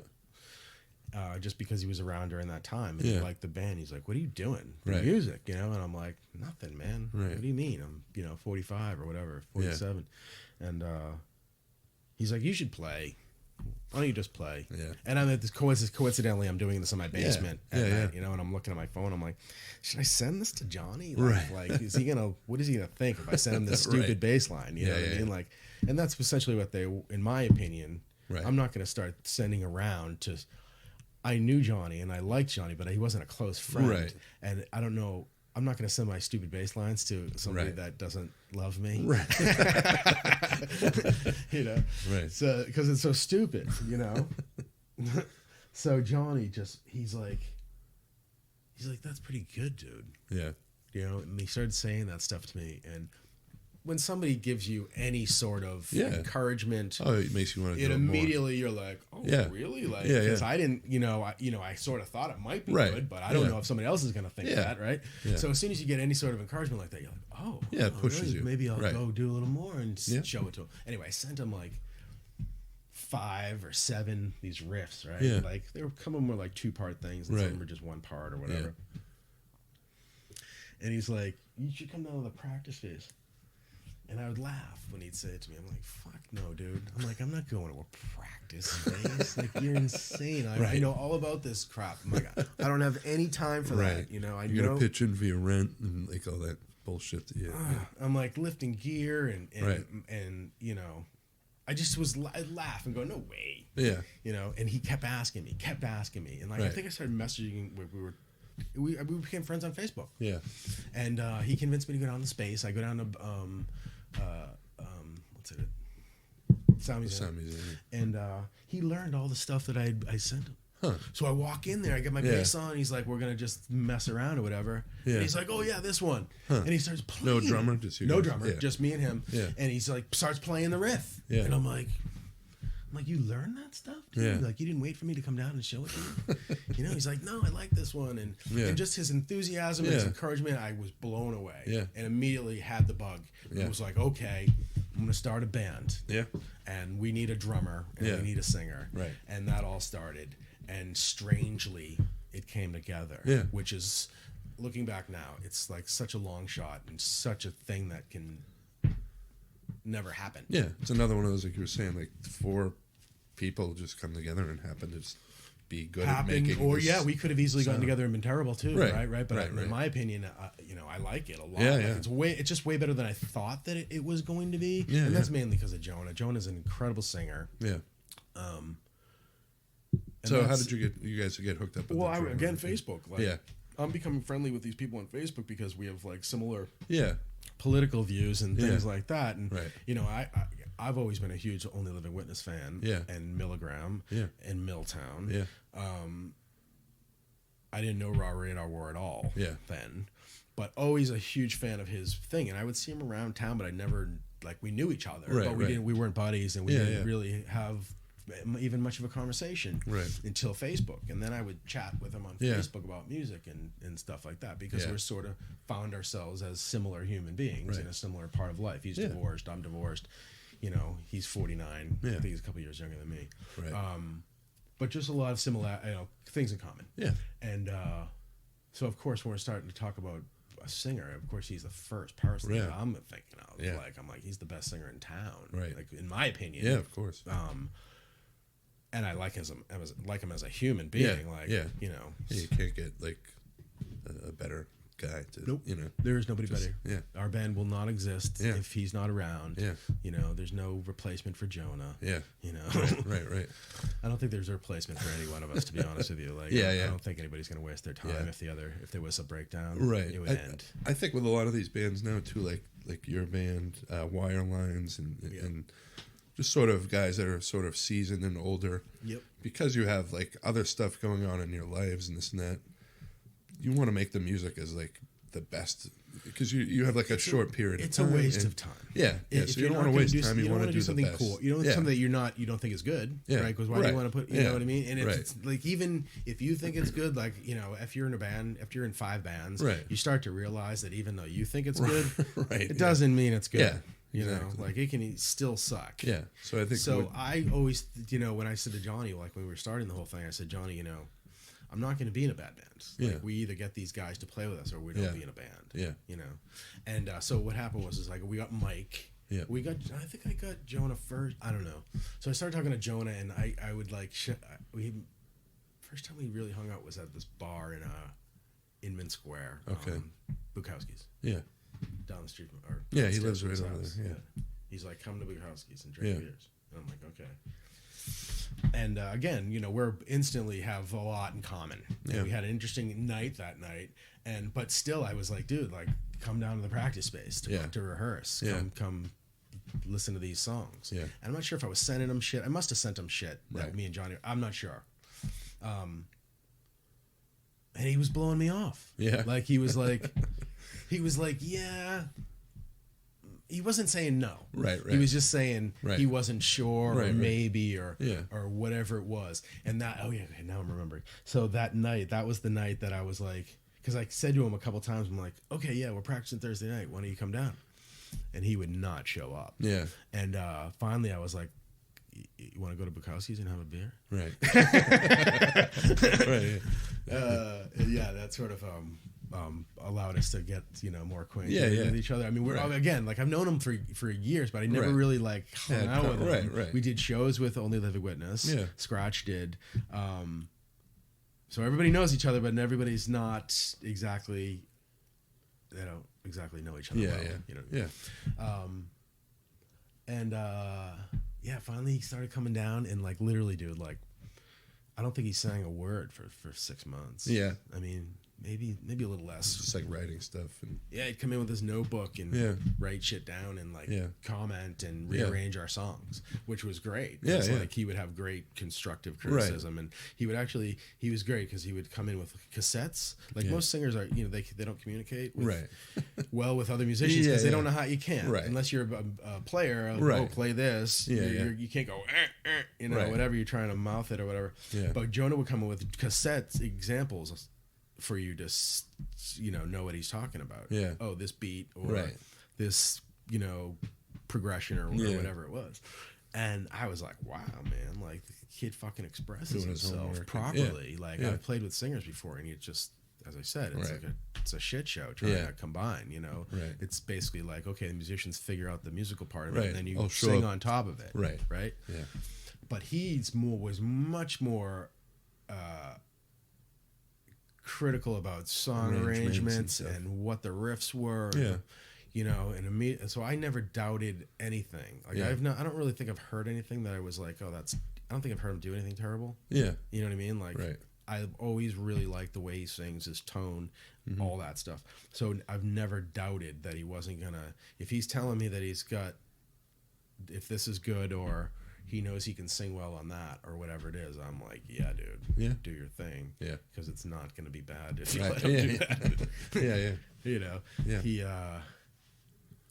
so yeah, we're everybody's on the same level, man. It's just really been surprising that it even worked out. Like, could have just been over in 3 months. Right. And people just decided that they learned to like each other, and musically it's, it keeps progressing. That's the interest, the not boring part about it. If nobody feels that we're gonna, like, okay, so we're doing this, we're trying to write songs for the next release. Yeah. And the songs for the next release are different. Yeah. It's not the same EP. as it. Yeah. Okay. First EP was more of us trying to write good songs. Yeah. And I said, like, you know, I would come in with riffs that would, you know, not complete songs Right. that would get built on and become songs. Yeah. And Johnny would do the same thing. Mm-hmm. Johnny was better at, or is better at coming in with more complete songs Right. than I am. But we have a much more of a direction now. Like, people know, we definitely have a specific thing that we're going for. Yeah. Whether it sounds like that in the end, I'm not Right. sure, but Yeah, we know in our heads what we're thinking on doing. Whereas before, when we first started, we were just trying to write good material that sounded good, and you don't know what real, you know, you're just trying to make it cohesive in some way. You really have no control over it being, you know, uncohesive. Or, you know, some things are just like, because a lot of those songs are, I like them all. But they're just different than what we're doing now. Yeah, you know? nice. It's a different. It's even a different approach on the writing the songs. Yeah. So before, as I said, like, you know, Johnny would come in with a complete song, or I would come in with a riff. But a lot of the songs now are being based on one part. Yeah. We take it from there. Oh, nice. So it's a very collaborative situation. Yeah. And it's like the best bowling night that you could hope for. Yeah, yeah. You know what I mean? I get to go to this room and be artistically creative with three other people and feed off of them and and you know, talk to them. Yeah, yeah. Those people. It's like it's literally I leave there sometimes and I'm like, whether I've been, you know, drinking or not, like like it's a natural high, man. It's amazing. I think it just blows me away, dude. Yeah. Like I never thought that music would ever end up be like this at all. Yeah. And this late in your life. Too. No, I thought that it was a different thing. As you said, everybody was interested in like being famous. And, right. But now it's about, because you want to. You guys are presenting. You want to play good songs. We do it because we love music, and we just like, if we ever never played a gig, it wouldn't matter. Right. If we play, the only thing that matters is what goes on in that practice space. I've talked about that on here before, where like, that's always been my favorite thing in a band is when you're in the room, nobody else, it's you guys. You're working. When I dropped out, that was the only thing that I would think about for 20 fucking years. Was that. Yeah, the like creative process is. Yeah, because great if someone says, "Oh, you guys are great," but just actually doing that is. Yep, and when we were kids too, it was 3 nights a week. Yeah, like, or at least 2. Yeah, like, you were in there, so it was such a more, you know, you're doing it more. Yeah. But music just became weird. You know, if you get, you know, like anything, you do it for too long, you get sick of it. You need a break, but music just took on a life that I didn't expect it to. Like, that's awesome. I never wanted my kid to play music before. Like, when I first had my child, I'm like, please do anything but play guitar. But become a musician. Yeah, like I don't want him to have to deal with that crap. Like, I'm not saying it was all terrible. But doesn't need that crap, you know? Do something better. Yeah. But now, you have something. I'm dying for him to play. Yeah. You know, I'm like, play piano, man. How old is your kid? He's 9 now. Yeah. So I'm trying to get him to play piano because, you know, in my opinion, piano is just the foundation of all stuff, all instruments. And if you can start on that, he'll just pick up shit super easy. Nice. But he won't do it. Yeah. It's annoying. But I just, you know, what it is I want him to. You know, people end up alone at points in their life. Yeah. You know what I mean? And you need something that you can do yourself that makes you happy by yourself. Yeah. You know what I mean? Whether it's reading a book or fucking playing piano. You know what I mean? You need something. Yeah, you need and my opinion is that music is a great one. Yeah. You know what I mean? Yeah. It's a little better than reading a book. Yeah. It's a little better than going bowling. Definitely. You know? Yeah. So. Yeah. And you guys do... When I saw you in Providence last year, you did The Girl Lives on Heaven Hill. I love Husker Du. Yeah. You guys do any other covers? Not lately, because we're trying to write these songs. So we're going. Okay, so I'll divulge a little Northern Skulls information for you. Yeah. We took a little break from playing live because, as I said, you know, when you're younger, you get to play 3 nights a week in practice space. When you get to be 51, you're practicing 3 times a month. Right. You try to do 1 day a week. Right. And one and then sometimes people have to. Yeah. Correct. So. We really wanted to buckle down and write some more songs because anytime we play live, we're always worried about writing the set list. Yeah, you put the set list, the flow. You know, shit doesn't get done. Yep.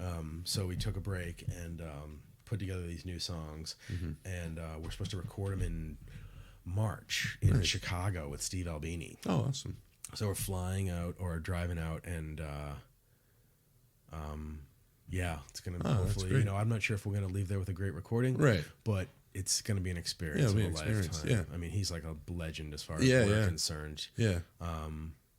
So you can hire Steve Albini. If you pay his daily rate. So the studio, if you were to go record at a studio, you could get a regular engineer and pay a competitive fee. His rate is like, I think it's like $900 or something. Yeah. For a day. Yeah. Which is like twice probably what the other guy's getting. But it's Steve Albini, man, and he did Nirvana and Uro, and Jesus Lizard, and Pixies, and the list, the resume is incredible. Yeah, it's nuts. So for us, it's like, you know, we're not going to record a major label. We're just a major label record. We're just trying to go and basically his drum sound is it. The drum sound is it. Yeah. So we're going there basically to get basic tracks on our recording. We're not even going to be able to afford to finish the recording. Yeah. We're going there for 2 days. Yeah.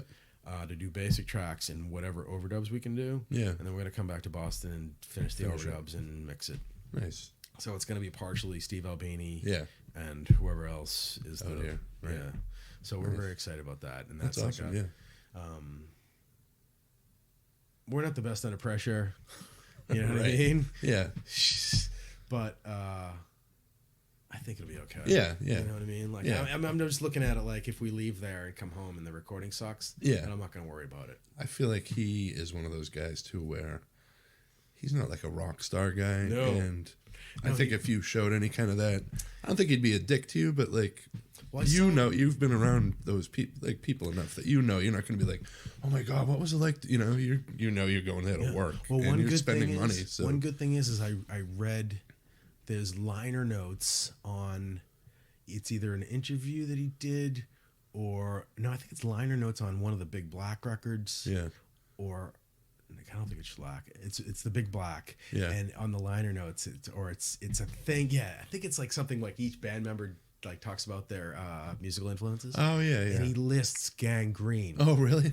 Oh, that's amazing. I saw it and I was like, wow, dude. Like, so I'm gonna go in there and be like, I played on, Another Wasted Night, right. And hopefully he'll like me. Yeah, when Kevin Grant did this podcast, he talked about his experience. He went there too. Yeah, The Hidden. What was it? What's the name of the band? The Hidden. The Hidden. Yeah. Did 2 records. Yeah. So he talked a little about that experience. So he's the reason.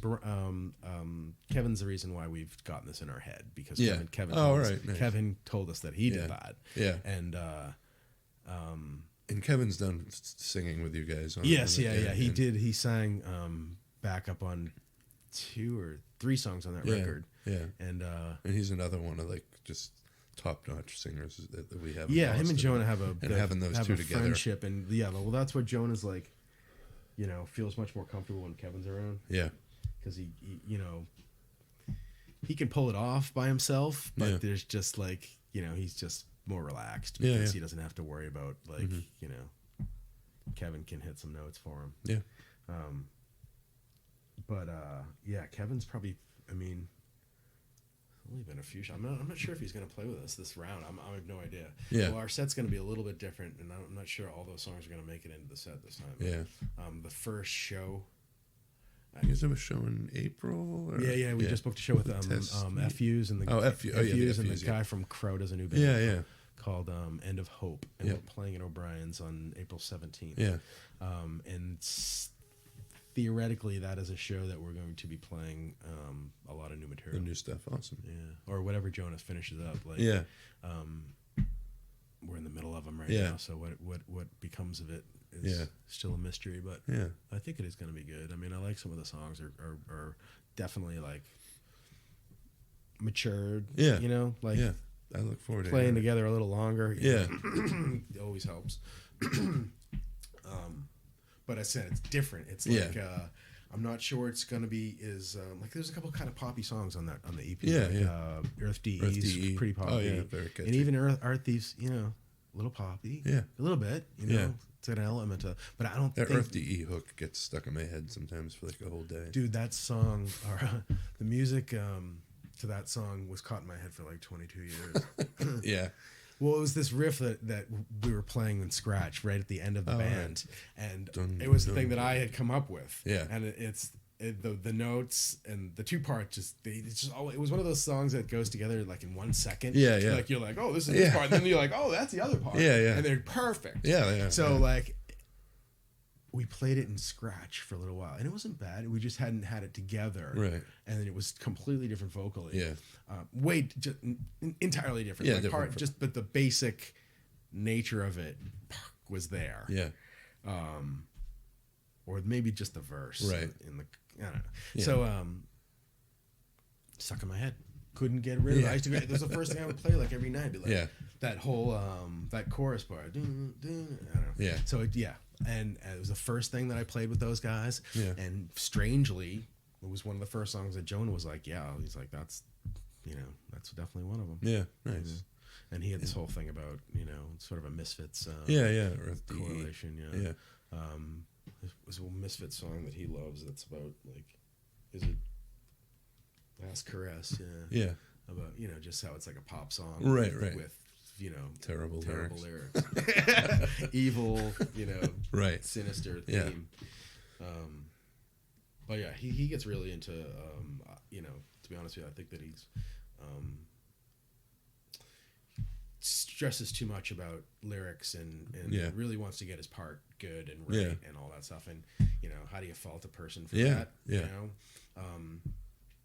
But sometimes rock and roll is, might be, some things happen very quickly, and naturally, and they shouldn't be stressed over. And you shouldn't have to worry about things. Because if you put too much, he's super worried. He really wants to make, he really wants people to know that he's, a smart guy and doesn't want to write stupid lyrics and that sort of stuff. So I appreciate that. Yeah, what I mean? I don't want, I don't want to be in a band with people that I don't respect. You know what I mean? I don't want to write shitty music. I want to do something that at least my kid, I understand that after I'm dead, few will care. Right. But my son, I don't want my son to put on my records and say, like, wow, Dad wasn't that good. Right. Yeah. It's very possible. Yeah. It still happens. On that note, we will wind down. If the other thing I was going to say, if someone... the other part of the Northern Skulls is if you order, can you still order the record? Absolutely, yeah. So we have to basically work a little bit. We don't exactly have a label. We're self released. Yeah. So the best way to get the record would be to message our Facebook page. Yeah. But it's also available in record stores. Yeah. It's just more money. The cheapest way to get it is for is it $10 or something? Yeah. It's like $10 plus postage if you order it through the Northern Skulls Facebook page. And is Jonah still doing the hand painted? He really therapy. That's awesome. He took found another outlet for it all. It's awesome. Yeah. He really put his heart into that, which was cool. Yeah. So we just want to I don't know. We're thinking about maybe letting somebody else put out the record. Next time because it's a pain in the ass. Yeah. And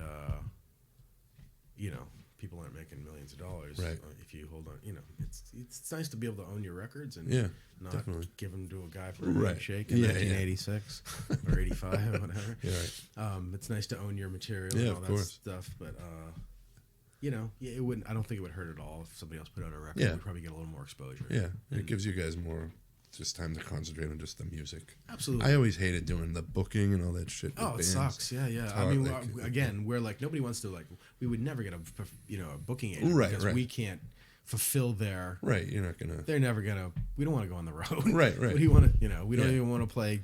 More than a few times. Right. So nobody would take us on. So it's just a matter. All it is where somebody calls me up or calls Jonah up and says, "Hey, you want to play on the show?" And we go, "Okay, that sounds good. I think everybody can make it." Yeah, and that's the end of it. We don't even talk about money, which is Nobody nobody talks about money. It's the last thing you're thinking of. And we've always been treated very fairly too. As I said, almost every show that we've done has been a friend or a fellow musician in town that's wanted us to play on their show or whatever. And great lineups too. Yeah, I mean it's all we really want to do. Yeah, we just want to play on bills with our friends. Yeah, that's it. Yeah, and when I saw them, care about anything else. Yeah, and everybody seems to give us a little bit more money than we expect. Yeah, that's good. You know what I mean? So that's good. Yeah. I mean, it's not like it's a lot of money, Right, but it's just not $50, which is nice. Yeah. When you get at least $100 or $200 to play an opening slot. Yeah, exactly. It makes people happy that you're at least appreciated. Yeah. You know, might not equate to cash money in your pocket. right. Yeah. But you're appreciated. Yeah, it's another just little bonus to that. Well, you don't want to like be whoring yourself around either. Like, right. We haven't done poorly. Like the shows that we've done, that we seem to have like a little bit of a thing. Yeah. Like people show up to see us. Yeah. We don't fill the room. Right. But, we get a little thing going for sure. Yeah. And a couple of the shows, you know, like I was a little worried about playing early, but people show up and it's been good. Yeah, I saw you guys with Moving Targets and Proletariat. The Providence one. Providence, Yep. Yeah, that was great. So. Yeah, that was a good one for us, for sure. We love those two shows. We love those two bands. Yeah. We just thought that those were perfect. Yeah. Moving Target's one of my favorite bands of all time. Burning Water, man. Right? Yeah. Again, that's one of those records like Land of the Lost that just changed my perspective on. Oh, yeah. That record. So underrated, too. Oh, I know. It really didn't get the attention it deserved. Yeah. That bass player and drummer are so good. Yeah. I mean, Kenny's great, but those guys are... Pat Brady and Pat Leonard are on that. Yeah. Wow. And then Chuck on the other. They really, you know... I saw another great show with those two guys playing with the Freeze. Oh, really? It was at the Rat, and it was the two Pats. Yeah. Bill Close. Yeah. I don't know if there was another guitar player. But anyway, yeah. It was one of the best Freeze shows I've ever seen. Like, because they're so good. Yeah. Those kids. So, Moving Targets have been one of my favorite bands since the first time I heard that record. That really makes me feel good because not many people say that. Yeah. That first record is like so good, very dear to me, and just so like it still gives me goosebumps. And Kenny's had his problems over the years with lineups and this and that. And the one, and I love the one with Chuck. I like the second one too, yeah. And I think Chuck did a great job. Yeah. I saw when we played those shows with them, I had to, because I never really got a chance to talk to those guys, back in the day. Yeah. But Chuck... Oh, yeah, he played the night before the one show, yeah. I was bummed I couldn't make that one. And he played guitar, and he's just an awesome musician. Yeah. But I was very happy to be able to tell Chuck that I just thought that he was like, you know, when you replace a guy like Pat Leonard... Right, yeah. Not that easy to do. Yeah. I think Chuck was like almost... Some people wouldn't even know. He's very humble. Anytime I'm like that, he's like, no, we sucked. I'm like, no. I mean, Chuck was really good. Yeah. Really I mean, good. Burning in Water is... He pretty much was almost as good as Pat Leonard. Yeah, yeah. You know, Pat Leonard was just...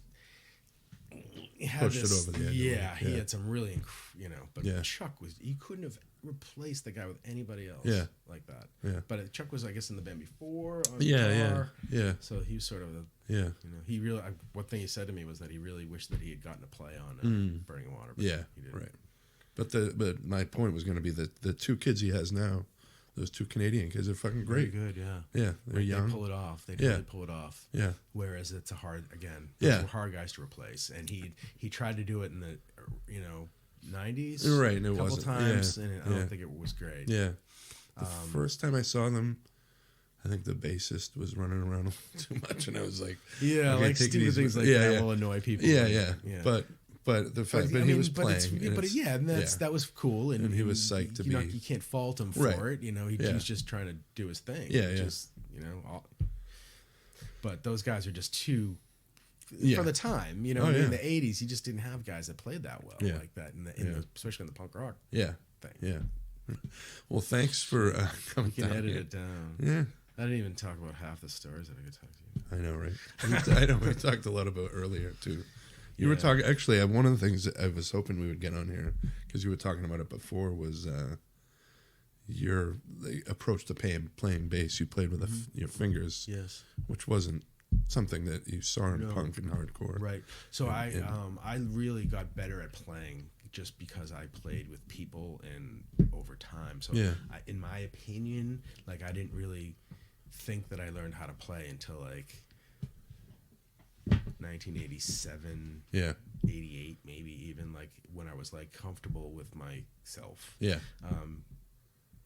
learned as I went. Like just got people were nice to me. Good people around you, and that's amazing, right?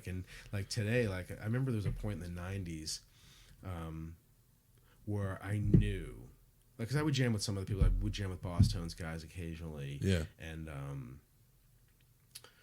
just fucking around. Yeah. But I could get in a room with. I had the confidence that I remember it just entering my head one day that I had the confidence. I knew that I could go into a room with anybody. Yeah. And hold my own. Yeah. Like, that's good. You want to go in like I'm like that was. I'm not saying I could. Right. But that's what I thought. Yeah, you felt. Yeah. So I would just. Yeah, if you have that though, that was part of my thing. That was why I was able to succeed. Right.